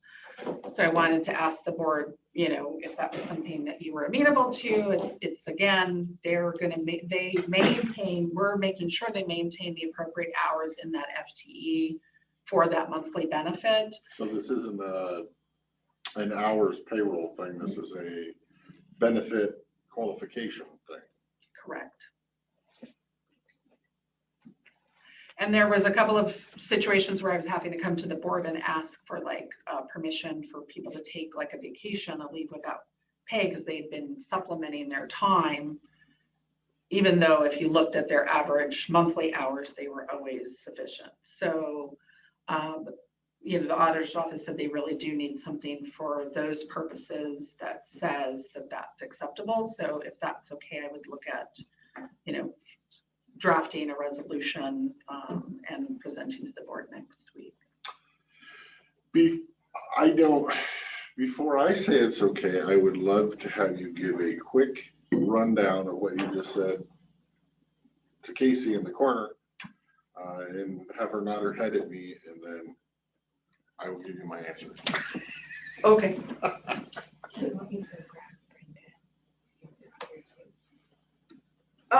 Yeah, if they want, I mean, it's, I don't, you were probably on the email chain related to the drivers and caregivers and the FT, the 35 hours a week where they might be 38 one week, but 32 another, but as long as they were at this was with Randy, like, I think it was 2009, 2010. There is a specific resolution for the caregivers Yes. that allow for it, but apparently it's not in there for the drivers, which is funny because the drivers was the one that it came up first with, and so I don't know, somewhere in there. So we've been operating that way all this time, but then it came up because there's different staff in the auditor's office and for payroll. And so they told me that we needed to have, and I think that was in that email feed, it's been about a month, last month. Okay, thank you. That said they needed a formal resolution to address that. The auditor's on their way down too. Okay. Auditor's on their way down too. I hate saying yes or no without having every fact at my disposal, so. Yeah. Bear with me. So you're saying that the two groups of people, there was a resolution written for one of them, but not the other one, but we've been The one that I treating them can the same find. this whole time anyway, Yeah. until lately when somebody caught it, and now we either need to not treat them the same or make a resolution that brings them to the same. Correct. I don't know that I have a lot of problem with that as long as there's not a problem that I'm not noticing, which is why I wanted. Yeah. I don't know, what do you think, Andy? I think as long as it passes the auditors and I would entertain a resolution next week. Right. Whenever we get it done. Like I said, if we can get sign off from HR and the auditor's office, then it just seems fair. Yeah, and I know it was discussed with auditors and everybody, you know, in HR and everything back. I mean, I was searching, trying to find exactly when and the threads for that. And Only one. And the of us one I would found was the remember home that care conversation, aides, and he's not that here. was like 2009 or 2010, and I'm like, and I know it was specific to even, it was a driver, you know, or a couple drivers that had come up with it, so. So what, have we just missed this, looking for this resolution in the last 10 years, and that's why it's just kind of been happening that way? Well, no, I mean, when you have staff changes and then there's something where it's different, and again, because Also, I so have. it's just been caught. And then, because I'm also have unique, I'm not the typical, you know, in terms of usually staff are more on a standard schedule.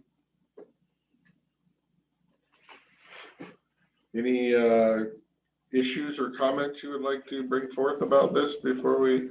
I didn't hear the entire I didn't conversation. figure you Heather did, because you were walking, but, Huh? because you were walking down the stairs probably, but. Well, no, I missed the first part because I was on the phone season. But I know the policy only addresses the home care aides, and there is nothing to address the drivers. And that's, yeah. So Yeah, not that you and I have was a told I problem with us making a policy that addresses the drivers, you just need one before you can do your job. Is that what you're kind of, Go ahead, Heather. It's just difficult to follow policy when you don't have policy, or policy is contrary to policy, and there's right. you know, no history. And because generally hourly employees are required to backfill to make a weekly FTE. So, you know, when Nicole was looking at the payroll, she's going based on that this is county policy. Right. So she's looking for this, and you know, I wasn't here when the conversation was had, Nicole wasn't here. I don't know if she was, but may or may not have been part of it or whatever. So it's really more about codifying whatever our policy is, so that we have a policy to. I didn't realize it wasn't in writing, but we don't have anything to follow. Yeah, and I tried And to that's find, the because I was issue. sure that we had done a resolution that addressed No, both. we looked. And I looked, and the only one, right, is the home care, and I'm like, it was actually came up in relation to drivers, so it was. And kind you of do funny. have some people in your office who are required to backfill when they don't take, that aren't home care. There's one of your exempt part-timers who we've had that backfill issue with. So She's talking specific to the van. No, I know, Yeah. but so because just your department still has people who do have to backfill, then. Right, and that's a when she different went to with look an at, exec, because because that's it's- a position that's a Correct. 8 to 5, right, Right. versus these ones, these are the two that aren't. Right, but it was just when we're looking at policy, because it still applies to your Yeah, department for some And that's, employees. and so the only So- one that's missed me, because I was like, I don't know how it wasn't the driver's It was on all there. discussed and somehow it fell through the Just cracks. fell through the cracks. And So this so- wouldn't cause a problem elsewhere in the county by passing this. In fact, it would cause less of a problem having something. The way it is solidified in now. Writing. See, that answers all my questions. Because I know, and the piece is is ensuring, monthly that they're getting hours for the benefit requirement for that. Right, and that was my thing. I mean, And off your so presentation, that's what we're it just looking at, sounds but right, usually- it just sounds yeah. fair. I just want to make sure we're not creating other problems by trying to fix one problem. So they sign off, I sign off. I'm a good, Okay. up to Jake over here. No, said I would entertain it next week. Perfect. Okay, great, thank you. Sorry to drag y'all in there. I No, just it's wanted to fine. have input in case I was screwing something up that affected you, so. Thank you. Okay. So I will pull and probably just maybe take the one that was with home care and address it. And just indicate both positions in one. Should be easy. We'll have an updated. Modify one instead of making a second. Yeah. And then just be updated and have both on there, so then when searching and finding. Should be it. Okay. Okay. And then the other item was I did kind of have to deal with some staff that were pretty upset last week related to the letter and or post, I guess, that Sheriff Songer had put, because we're having to enforce mask wearing on public transit. It's federally mandated for us, just like with airports and that's going to be in place. That order is in effect through like September 13th. I don't know where the 13th comes from, but that's, through September. And it was initially, I even had my supervisor that was like, okay, I think I'm just going to quit. I'm done with this, because it's dealing with people that are upset anyway and and it's like, we're just enforcing what our regulations are with our licenses, with home care. Our caregivers have to wear masks, vaccinated or not, same with drivers, and all the passengers have to wear masks, vaccinated or not. And we had a driver that experienced some pretty negative responses from some passengers, which we actually haven't had a lot of issue with until the news is carrying these. And then, so I had a number of calls and I was reassuring folks, but that didn't seem to really resolve some of that anxiety. So I did call Sheriff Songer directly on Friday and said, look, I have staff worried that they're going to get the police called on and then we're going to get arrested because they're telling people they need to wear masks in order to ride transit, because that's what our directive is. And so he responded that that was not going to happen, that he was not going to do that. He was not going to direct his deputies to do that either, that he understood that there are directives that have to be followed and staff are having to follow that. He said that he felt like his letter or whatever was misinterpreted. And I said, well, it was pretty clearly calling out that, and I said, so I want to make sure that, if I'm going to be arrested or my staff are going to be arrested, and especially, and I gave him specific scenarios with like the drivers and that we have to have masks. And he said he understands, just like airlines, and indicated that he felt he was addressing it more along the lines of forced vaccination. I said, well, we don't have anything to do with vaccinations other than helping people get to appointments if they want that, or helping them make ones if they want it. But we do have very specific regulation and mandates related to our licenses for home care agency and also on the transit side. And so he did reassure me that they would not, even if somebody called and said, oh, they're telling me I have to wear a mask, that it wouldn't result in an arrest. So I was encouraging to hear that. So I was able to relay that to my staff to reassure them that that's what was communicated. And he thanked me for calling him directly, right? Because I'm like, I keep, but I did tell him that, kind of it causes more of an issue outside of just people worried about being arrested. It kind of inflames people. So people that we've been where we'll tell people, okay, this is the requirement, and they've gone on, well, there was a lot more verbal aggressiveness and negativity towards our drivers than they've experienced even throughout this whole pandemic when we're, and it's going to be, I think, challenging because with the state opening up, but transit still has to wear masks. And so we have been, explaining to people and all that. Yes.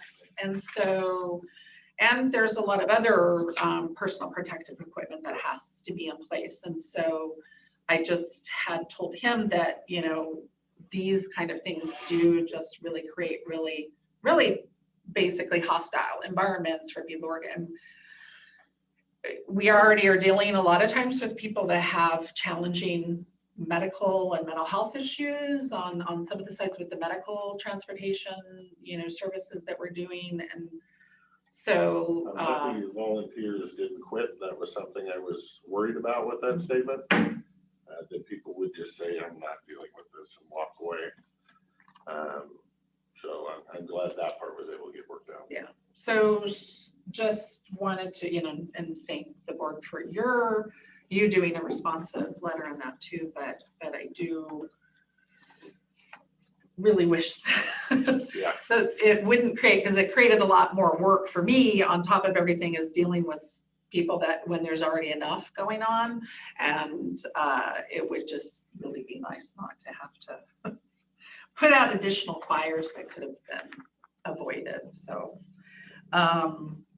anyway, so and just along those lines again, that we will be, in my department, just like, I'm sure in health and a number of other areas that we will continually have to, there will be masks on. So our staff that are testing to vaccination are able to have them off in the office and that too, but as soon as they're on transit, and doing transportation, they have to mask. Just for clarification, you may or may not be able to answer this.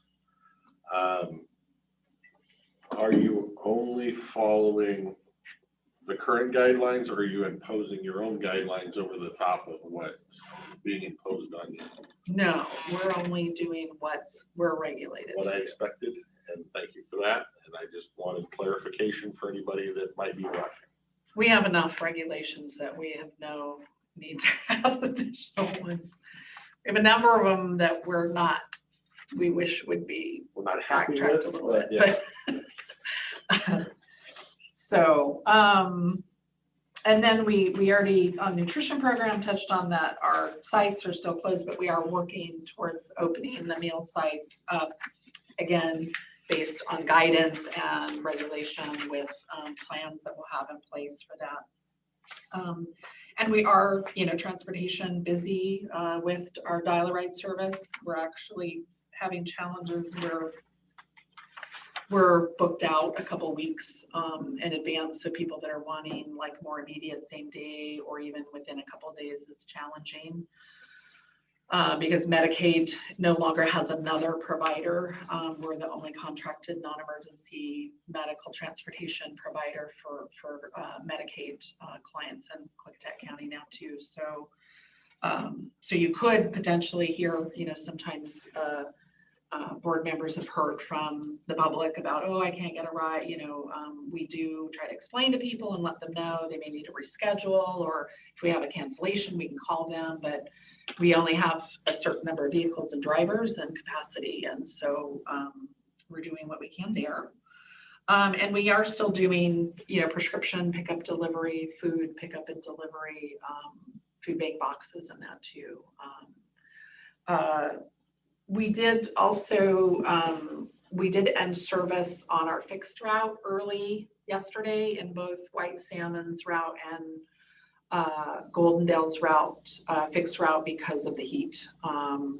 And today we did full route still on the White Salmon Hood River route because it's substantially cooler, if you could call it that, there today. But because of the 115 temp here, we also ended our Goldendale to the Dalles route early today too.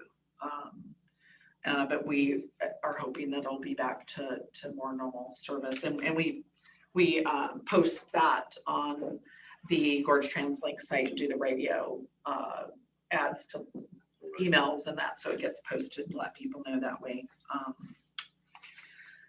But on the fixed route, I did want to, in here, we have, so behind my page, there's the email that I forwarded from Patty Fink, who's the executive director of Columbia Area Transit out of Hood River. So she had indicated that CAT was interested in possibly providing summer fixed route service between Benja and White Salmon and Hood River because they're already doing weekend service with their Hood River Trolley and their Columbia Gorge Express and kind of for tourism and that, and had requests. I'd let her know we did not have resources to provide that service because weekend service has been requested for a number of years, but we don't have the resources for that. So she apparently spoke, with her board, and they're interested and going to plan to do a service for this summer at least, but wanted to find out if you had any concerns regarding them providing the service. And I said, well, in the past in discussions, there hasn't been any concern about anybody that's willing to provide service in Klickitat County that's not going to cost. The funding, it's not the service. Yeah. So this is kind of, they have money from, CARES Act funding and that too. They have quite a bit of resources they have available to be able to provide it for this summer. And, potentially they would look at the Gorge Pass that they're selling and any, potentially revenue from that to look at for the future. But, definitely we benefit from them, providing, weekend service in terms of citizens of Klickitat County being able to access that. So that service would be included in that Gorge Pass that goes on sale tomorrow. And that Gorge Pass is basically a pass you pay $30 and you can ride any of the transit the fixed route transit services in the 4 counties for that $30. So people can ride, they'll be able to use that pass to ride this particular service. And so this was the attachment that was sent. This is their proposed schedule of that route that would run in the summer. And so it would basically kind of mirror what, so they were looking at potentially any comments or feedback on that, and if the board has any concerns about them operating service. Clarification, this doesn't have any funding requirements for our county. Nope. This doesn't have any funding hits that later we wouldn't get our share of Gorge Pass resources or any of that. So yeah, Mr. Jake, do you have any issues with that? Nope, I'm good. We're good. Okay, great. And then also, so I have Question while you're looking through your stuff there. Catalytic converters. In Public Works, I keep meaning to ask Gordy for 2 weeks now if they put up cameras. Do you know? Or What was that? If they put up cameras to keep people from stealing our catalytic converters, do you know? I don't know if there's any ones installed. There hasn't been a camera there, and it was literally the buses that are right next to our door. and it was over the weekend. The police report that was made, I mean, you can see the camera from the bank, and so the police are gonna see if they can get any visual on there, but usually people are pretty Has, savvy. in your time here, have you ever seen this problem before? Not catalytic converters. We had fuel stolen before, and then the issue of like going with locking gas caps is then sometimes there's more damage because they'll cut the fuel line and drain it. So we've had other kind of little things, nothing like major, but the catalytic converters, that's a national issue. An expensive one.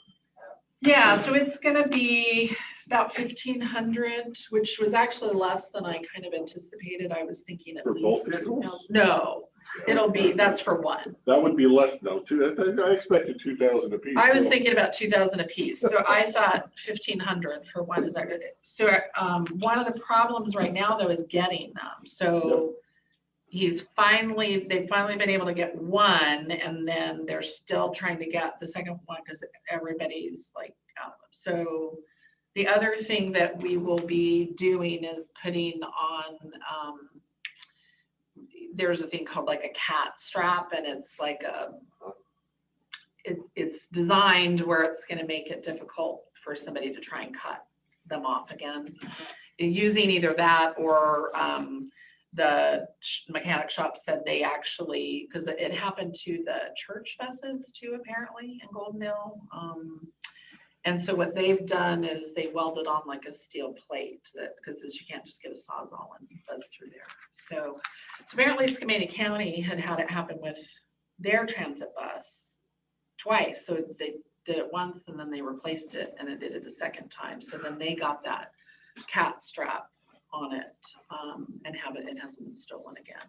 I think it's kind of like locking your car doors. It won't prevent a thief, but it'll make the thief get in the car next to you that doesn't have his car door locked. So right now we're looking at on the west end too of the buses that we think are at risk, getting those on, talking to the mechanic there about installing those. So that'll be an expense to get those, but it won't run much cheaper then.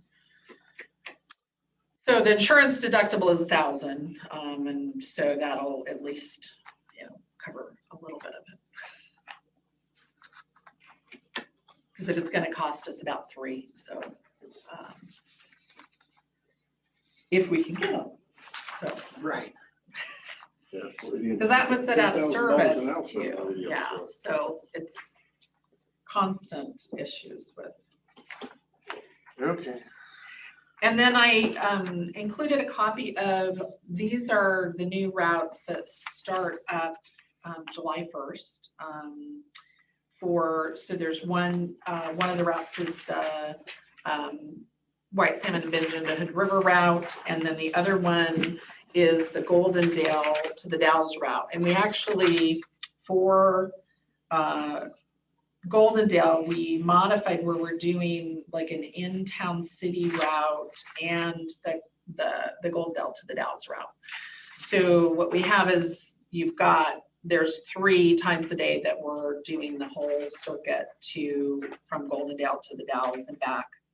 And then in between those times, there's in-town circulation because we have a lot of requests for people just going around the city and being able to use that service. So that frees us up with some of our kind of on-demand needs where we have people that are needing to go over to KVH, to the clinic for a same-day appointment, and we don't have any availability we can just direct them, they can hop on the fixed route bus. And so again, it's just $1 for them to ride on that each time they board, or if they purchase the Gorge Pass, they would be able to ride unlimited through the end of the year on all of those services for $30. The other thing that is part of the Gorge Pass is that they have a feature within, Token Transit, which is the app where those are purchased from, where people can actually make a donation or purchase some passes, and they can direct them even to a particular area. And then they have what's called like an equity fund, that CAT has established, where they provide free passes. When people purchase those, donate those, they give those to the Next Door program in Hood River, and then they distribute to folks in need. So on our side, we had indicated that WAGAP, Washington Gorge Action Programs, would be a good agency to have those passes to go to, because they help people in a lot of different settings. And so when they do get passes donated, WAGAP will have those available to be able to give to clients. So we'll, in terms of folks that need them. And they do plan to have kind of a marketing, kind of a launch of the pass, that there'll be press releases on, where they're encouraging people they can win a free pass by taking pictures at like ice cream shops at the different towns. And so like they've got, and so people that do kind of posting pictures, so wanting to promote kind of folks being out and about in the area and using public transit, and they can win a pass. So I think that is everything on my update. Any questions or? No question. As usual, I ask all mine during the presentation, because I'll never remember them at the end, so. Okay. One day you'll learn to write stuff. I can write it down, I just can't read the notes. Here, I'll get it. Yeah. Do you want this? Oh, you have this. No. Okay. Okay. No, thank you, ma'am. Thank you. Thank you for your time. And I Nice to- hope you lose no more. I believe Jeff King may be on Zoom if you wanted to have your board pending prior to the consent and bills. Yeah, we can do that. If Jeff, are you there? Yes, sir, I am. All right. For board pending, we were going to have a conversation about fireworks. We've been getting lots of emails. I just got your email about the red flag warning. And I guess since I was for my agenda item, I was contacted by the mayor of White Salmon saying that her and Chief Hunsaker are looking at implementing a ban on fireworks this 4th of July, and was asking if the county would follow suit. And I told her I would look into it. From what I have seen is that we have a fireworks ordinance, but nowhere in that ordinance does it allow us to do an emergency order for an emergency ban. And in order to do said ban, it would take a year. You have to give a full year's notification, and I understand. So like people are out there buying fireworks right now, and then you tell them you can't use them. At least it's kind of what I figured the legislative intent would be behind that, why it has to take a year later. So I don't see any way that we can ban fireworks this fire season, even with a red flag warning for the next few days that hopefully won't lead through the 4th. But it would probably be a good idea to put some letter together to go out to the public to say that we encourage people to let off fireworks at the Benjamin Marina, and that we encourage people to act responsibly. And remember, if you start a fire, you are liable. Yes, sir. I've already been working on a draft to that effect this morning of a public media release in which I state that Klickitat County Department of Emergency Management urges the public to refrain from using fireworks during this unprecedented historic heat wave and extreme wildfire danger, so on and so forth, and try to articulate, our position as to why, even if they are legal, that they should not be doing it due to safety factors. Is it worthwhile adding in there the potential liability? I would. That usually is the thing that scares most people from making dumb decisions. Right. Yes, that's something that we've done in the past, and I can add into this. There are legal considerations for us as well, not to make statements that aren't true. So the statement will be that they can be charged for fires, not only fire, the effects of the fire, whatever property damage is created, but also for the suppression costs of those fire activities. And that's in our just that they fireworks. can be held liable for expenses incurred by a fire that they started. Correct. Yep. All expenses. Yes. And when a fire gets big and it goes to state fire mobilization, that becomes a very, very big bill. So don't I light agree. off fire and fireworks in the middle of Eagle Creek. Everybody remembers Yeah. when that happened. Yeah. And to clarify, I've Commissioner Anderson, you mentioned the city white salmon. I was made aware of that yesterday morning as well. I've had discussions with the fire chief and the police chief there, and emails with the mayor before they made that decision.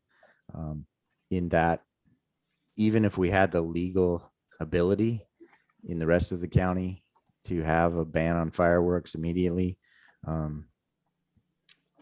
the city, and given its geographic nature and their jurisdiction and the size, they're much better positioned to be able to enforce something like that. Although I know that we will still get many more phone calls from people reporting their neighbors or whoever they see into 911, as well as stressing the law enforcement capacity to respond to those.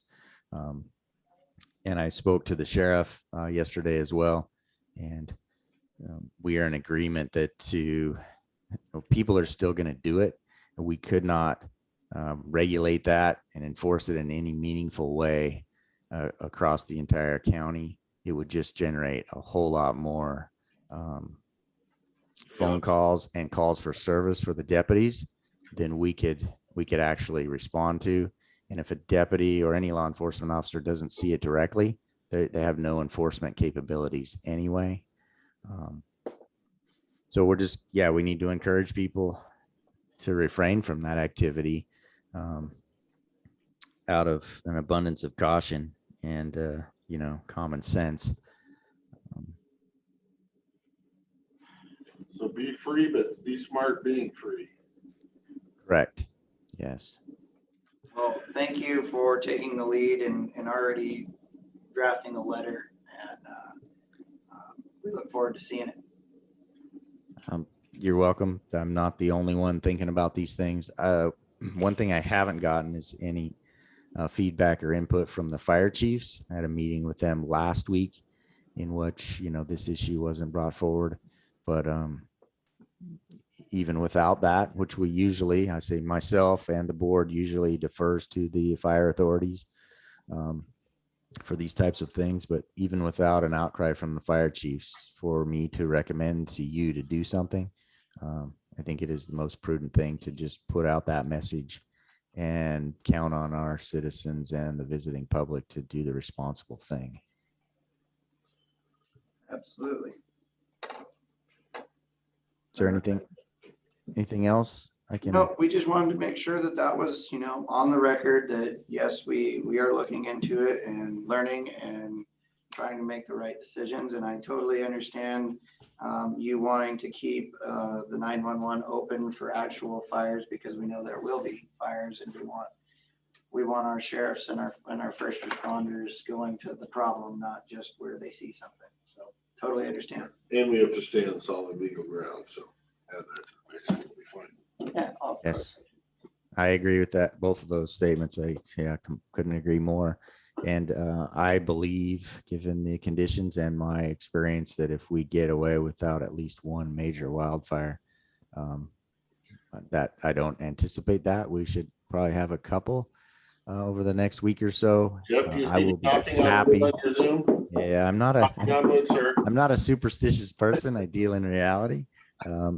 If we can do our jobs and nature is not against us, and not lose any homes in the wildfires that are to come. It's not if, it's when. I will be a very happy person. Yeah, you take that as a win. Yep. And thank God we have the Columbia Gorge Regional Airport down there with 2 fire bosses, the Sky Crane, another helicopter. And when I was over in Hood River yesterday, they had 2 fire bosses there as well. So, And hundreds of correct. volunteers in the county. and we have Yes. hundreds of volunteers on top of it. That's where our strength lies, is in all those volunteers and the preparations of the firefighters. Great. Thank you, Jeff. Thank you. All right. Do you have anything else since we're in board pending? Not that I'm aware. Okay, let's move on to the consent. You said you wanted to talk about the consent? I will make a motion that we approve consent agenda items 1, 2, 3, and 5 and take 4 separately. I hear a motion to approve agenda items 1, 2, 3, and 5. And I will step down and second the motion. Any discussion? All those in favor signify by saying aye. Aye. Aye. Motion carries. Okay, consent agenda number 4. Do you want me to make a motion before discussion, or do you want to discuss first? We discussion. Okay. I have trouble with this one. Not that the employee doesn't deserve it, but that I think it sets a precedent. They were told to use the vacation by July. I made sure to reach out to HR to remind them all 2 months ago that we would not extend. I would not extend anyway. I can only speak for myself. Of the 16 or 17 that needed to use it, only 1 has not. So I guess I would say I feel bad for this 16 that we forced to use it if we allow 1 to not. And 1 of those 17 donated 100 hours. If we extend it for this person, that person just lost their 100. It's not fair, in my eyes, unless you want to come up with a budget of another 100 hours to give back to that person. So on a fairness level to all employees, I cannot vote yes on agenda item number 4.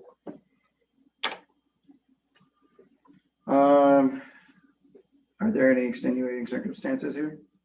I don't know of the 16. I didn't get into the details of. No, not really. It's not in who or where or any of that. It just comes down to a, what precedent are we setting? The 14 or 15, are they going to be angry at us because we made them use theirs and then all of a sudden we don't make somebody else? Do they think there's favoritism involved because of who the person we're not making use it? How is the department head that donated 100 hours because he couldn't use them? How's he going to feel when we let another department head carry him off again? I just don't think it sets good morale for the county. It doesn't set good morale for the employees. I think it sets a bad precedent. And no matter, originally I was thinking doing some kind of buyout or something. But again, then you got to go back to the person that gave 100 hours away, to someone dealing with COVID or whatever they were doing. Where do they get paid for theirs that they gave away because we told them they had to use it or lose it? And now we're changing that. So I cannot, in good faith to the rest of the employees and the people that did give up their hours, make an exception for 1 person over the 16. So I don't know if you want to, you're fully welcome to table this until Dave comes back if you think, but I will be the same a week from now.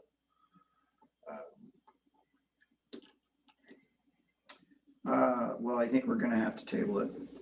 Otherwise, it'll just sit there and die. And when do they expire? July 1st? 30th, I thought. July 30th, so at least we can table it. June 30th, I believe. Thank you. Oh, June 30th. Yeah. Well, that makes life more difficult. I think he did mention it during the What? meeting. He asked during the department dates or when they meeting, that's why he submitted it. He was given approval. Three or 4 weeks ago, he requested. I think he has had extreme circumstances, having lost 2 employees, new one coming on board, as well as another one that's on military leave. So he's been doing double duty, not able to really take that time off. If you would like, I could give him a call if you'd like him to come in. I have all the information I need, unless it would change your mind. I'm looking at the amount of hours that have been donated, the amount of leave remaining, the amount of hours that will be accumulated by the end of the year. The amount of hours he would have to take off by the end of the year if we granted another extension, in the amount of hours he would still have to take off if we don't allow an extension, to not have to do a holdover again in December. All that information has been provided to me already. My decision is unfortunately what it is. I guess, speaking about morale, you could also look at it as you have somebody who's working multiple jobs because people are out on military leave. And you can also look at it as a person who also spent 11 hours this weekend in the office putting out, responding to public records requests. And so you have to think of the morale of, and we've always usually extended leave. Have we not? If the board in the future wants to create some kind of a payout option so that all of these 16 or 17 can benefit in being treated fair and equally, I would be all for it. Unfortunately, we don't have one. So the people that gave away their vacation get nothing. Have you looked at the history to see how much vacation this individual's given away in the past? All I have is for the last year and a half. But again, it isn't a matter of, I'm not saying this individual isn't a great employee or doesn't deserve it or doesn't deserve a buyout or something. I'm just saying it sets a precedent to not follow the direction of the board. And it also sets a precedent to the other members that some people are going to get away with it when others aren't. We can't do buyouts on. I don't believe there's ever been. Would you like me to grab Casey? Yeah, I don't think it's legal. We can Yeah, I don't know. Like I said, I don't know if it is or isn't. That was originally my, when this was brought up to me, that was originally my first thought. Because there's no reason to just carry forward for life, and that's kind of what we're dealing with. But when I realized other people were then forced to take vacations and just sit on their couch because they had nowhere to go, and or people giving away their vacation because they're a workaholic and can't be away because they've got too much work to do. Also, it is just, to me, is not fair to one department head that works 20 feet away from the other department. Casey? Yes. Are local governments allowed to do buyouts of vacation time? Unused vacation time that's going to expire if not used. If it's within that year, they get, so if someone were to carry over a lot of time and they retired before the end of the next year, then whatever is in their bank, they get paid out on. Whatever. But they have to retire. Well, that's the only way you get paid out on vacation time. Or, well, no, they don't have to retire. They can resign. They get paid out on vacation. They have to time no leave matter the what. county. It's We can't. sick leave that you retire, you get paid out on. So I guess I would say It's within our policy. the extensions of unused vacation time, we can't just pay somebody out on that unused vacation time versus right now, I'm presented with the option of either use it or lose it or extend it. There's not a buyout option in there, whereas there could be a buyout option in the future. We just don't have them. There has never been one before. But is it legal? Is allowed? I think we'd have to look into that, number one. You know, I don't see how it would be illegal. What's that? To get paid out on vacation. That's, you're setting a precedent beyond. That's what I'm saying. Right. And then you Just saying, that, and that's my worry with that idea, because then you're gonna have a lot of people, I know one of them firsthand, that would never go on vacation. They would just take payoff. And I think, like I mentioned earlier in executive, vacations are important for the health and well-being of so I don't necessarily want to set a precedent. If I did do a payout and we did authorize a payout as a board, I would not be a yes vote on a 100% payout. I would be a yes vote on a 25% payout. So you give up 100 hours, I'll pay you 25. That still encourages them to go on vacation. But I don't know that either any part of that helps us in this. but doesn't that, I mean, situation. that would mess up people's budgets because, it could, but can I ask something? huh? I missed the reason. What would be the reason to pay somebody out? So we have to either use your vacation or you apply Right. for extension. Or you lose it. Or you lose it. it. Correct. The Or you policy lose is it. use it or lose it, That's or where I'm request at. an extension. Since we had 16, 17 employees that carried it over, Mhm. of those, only one of them hasn't used it or Mhm. donated it. Right, We also have another department head that donated 100 hours. right. Remember that. I can't, in good faith, extend for one person when somebody else gave away 100 hours Mhm. because it's not fair to them. Okay, So that's where I was originally, when this was brought up, I was thinking of a buyout or a pay down. But even then, that wouldn't work in this scenario because it's not fair to the people that gave away their vacation, because they wouldn't get the buy down. So in the future, I was saying we could think about a buy down, but so, not under this case. okay. But how did the buyout come out? Because I missed that part of the conversation, I guess. So is the person not able to use it? Not able, not willing, too much of a workaholic. It's a consent agenda item I'm sorry. where the person could not use that by June 30th. Okay, And so he had requested to carry it over, I think probably for a certain amount of time. To the end of December. To the end of December. okay, thank you.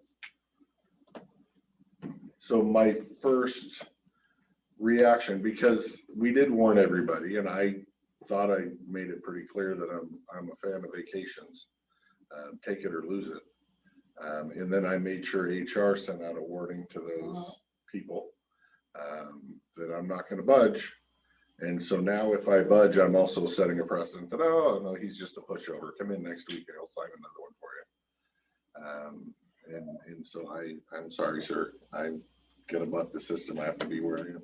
Well, is it because this individual is working more than one job? That's the deal? Doesn't have an office manager. One of the employees is on military leave. I kind of have that in my office. I have staffing issues throughout the county. Well, and I also in that same regard, if you take this clock back 6 months ago, he was fully staffed last year and still carried over. So you can't use that excuse. But if It's more of a based on workaholic that, issue. If it's a staffing issue, I've had that going on since March of 20. And see, I have an employee in the same position. I hate to discipline quality employees. And I personally think we do the same thing with sick time. When an employee never goes on sick time and then they leave or whatever, and they lose all their sick time, I think it's wrong. I think we have a good employee that we should thank for not calling in sick every week. And instead they get punished because they don't get their sick time.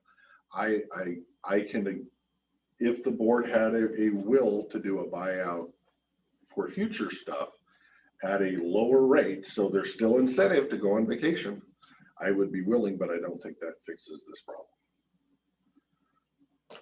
So that's why I was saying I cannot vote in favor of this because of setting the precedent and what I would think would be unfair to the other 16 employees. If you wanted to carry this forward till next week to possibly get a second vote, I would still be a no, but as the vice chair, that's your decision. I think, unless, I mean, can you carry it forward because it's June 30th deadline? You know, could we make a week? So my office could go ahead and take it and clear it. And then if the decision is made to reinstate it for X amount of period, it can be done. So clarify, we would be extending it for the 6 months and then have to drop it down to. No. Okay, sorry. So it'd be just like use it or lose it, June 30, because it's this pay period, it's a short pay period. Right. Then if the decision is made to allow some of the time or all of the time requested, we could go back and adjust. Okay. I have So a we can- clarification, I'm sorry, from the deputy auditor. She says they don't process payroll until Wednesday. So you can decide next week in time. Yeah. Well, yeah, and that's, I mean, that's what I'm saying though, is if you still haven't made a decision by next week. It can I just always didn't be know take care of the next pay if we're period. forced to make a decision by June 30th. Probably according to policy, but according to payroll, we can wait. Well, it's gonna get eliminated if a decision is not made. Then if there's another decision made, it can be It's adjusted. just one of those rare occasions where we have to make a decision in 3 hours and we're only 2 of us. A short payroll turnaround. Normally there would be 3 of us, so there wouldn't have this problem that need to postpone. You know, I think there's also the thing is that we've also had an internal policy for how long that people can come in and request, and that the commissioners have usually honored that request or Depending on the circumstances. yes. almost always honored the request. Yes. How many times have they not? I don't really remember any time they didn't, did any of you? No, I know there have been times that people just knew that they were required to use it by a certain amount or a certain time, and if they didn't, they lost it. They did not continue to request it to be carried over and over and over again. Like that, I think it's a precedent. And even though I'm not necessarily privy to what the boards before me chose, I told people 2 months ago that I would be a no. I have to stick to my principles. I have to stick to what I see as fairness to all employees and non-special treatment. So at this point, I don't see how my mind could be swayed. Well, sounds like we should table this till next week. Sounds like a plan. I like it. Thank you for coming down. Yeah, I and just, coming over. yeah, I just heard part of the conversation. I thought, maybe I should go back down. This is false payroll again. So, All right. So maybe next week when we start to discuss this, can we have it separately other than an agenda item, or should we just do it as an agenda item like we did today and pull it out separately for Just put it discussion? under unfinished business. That'll That'll work. be fine. And then maybe have full staff here to answer questions because Dave isn't privy to what just took place. So we might pull you both down here for guidance. not a problem. Perfect. Thank you. Thank you. Thank you both again. I don't think I'll call you back again today, so. Here, he said, don't think. He doesn't think. He doesn't think. I don't think, I don't see anything else either. You know what happens with open doors? I know, right? You want the bills or pay estimates, sir? Let's do the pay estimates.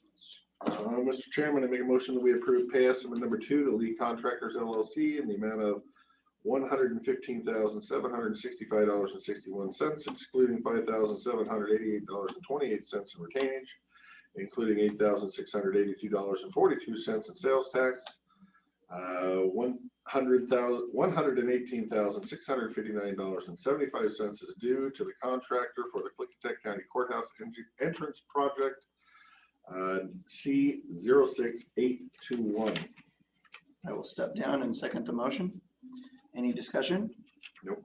Hearing none. All those in favor signify by saying aye. Aye. Aye. Motion carries. Bills? Go on to the next pay estimate. Oh. Go to the other page. Page 2. Oh, there's a whole bunch of them in there. Mr. Chairman, make a motion to approve pay estimate number 1 final to All Seasons Heating and Air Conditioning in an amount of $7,825.46, which includes retainage of $545.96 in sales tax for the Klickitat County Jail Control Equipment HVAC project, number C07321. I will step down and second the motion. Any discussion? Nope. Hearing none. All those in favor signify by saying aye. Aye. Aye. Motion carries. Mr. Chairman, I make a motion, we approve pay estimate number 1 final to All Season Heating and Air Conditioning in the amount of $9,024.92, which includes $590.42 in sales tax for the Klickitat County Radio Site HVAC project C01221. I will step down and second that motion as well. Any discussion? Hearing none. All those in favor signify by saying aye. Aye. Aye. Motion carries. All right. Bills? Yes, sir. Mr. Chairman, I make a motion that we pay accounts payable warrants in the amount of $371,399.82 and the payroll benefit warrants in the amount of $1,065,801.90 for the date ending June 28th, 2021. I will step down and second that motion as well. Any discussion? Nope. Hearing none. All those in favor signify by saying aye. Aye. Aye. Motion carries. All right. Make sure before I fall down. So are we gonna have a little bit of scheduled time for the solar thing? You said you were gonna throw it on there for next week too? So we can discuss that one as a board. Yes. Okay, moving on. We are going to do elected official report with prosecuting attorney David Cannell. Do you have anything for open session? Not really. On the fireworks stuff, we don't have any provision, as you indicated earlier. Exercise emergency jurisdiction. This was an issue that was talked about after the Eagle Creek fire. I had urged the board to think about incorporating some refinement on the allowable use of fireworks and so forth. And there was no action taken at that time. Because of the process, it wouldn't affect this 4th of July nor next Independence Day, but it could the year after. So I guess I would again urge the board to think about taking a look at our fireworks regulation. Not advocating a position one way or another, but there's not a lot of flexibility. There's some curtailment on the hours that we allow, but it's something that Clark County, they have emergency provision they utilized this morning to prohibit the fireworks, the discharge and use. They did that this morning. The white salmon has somewhat more ambiguous provision that they're relying upon, but there's something that they're hanging their hat on. We just don't have any equivalent. So, yeah, that's what I know right now. Okay. Do you have anything for executive session? No, I don't think so. Oh, you just right. really came over just to say hi. Oh, we missed you. Yeah, sure. All right. Any questions for me? No, I'm good. No? Okay, all right. Thank you, sir. Thank you. Have a great day. You too. Do you have anything else for the good of the order? I think so. I think everything was addressed. I have nothing else. If we have nothing else, I would entertain a motion to adjourn. So moved. I will second the motion. All those in favor signify by saying aye. Aye. Aye. Motion passes. Thank you, everyone who stayed with us, all 20 of you. Enjoy your day and stay cool.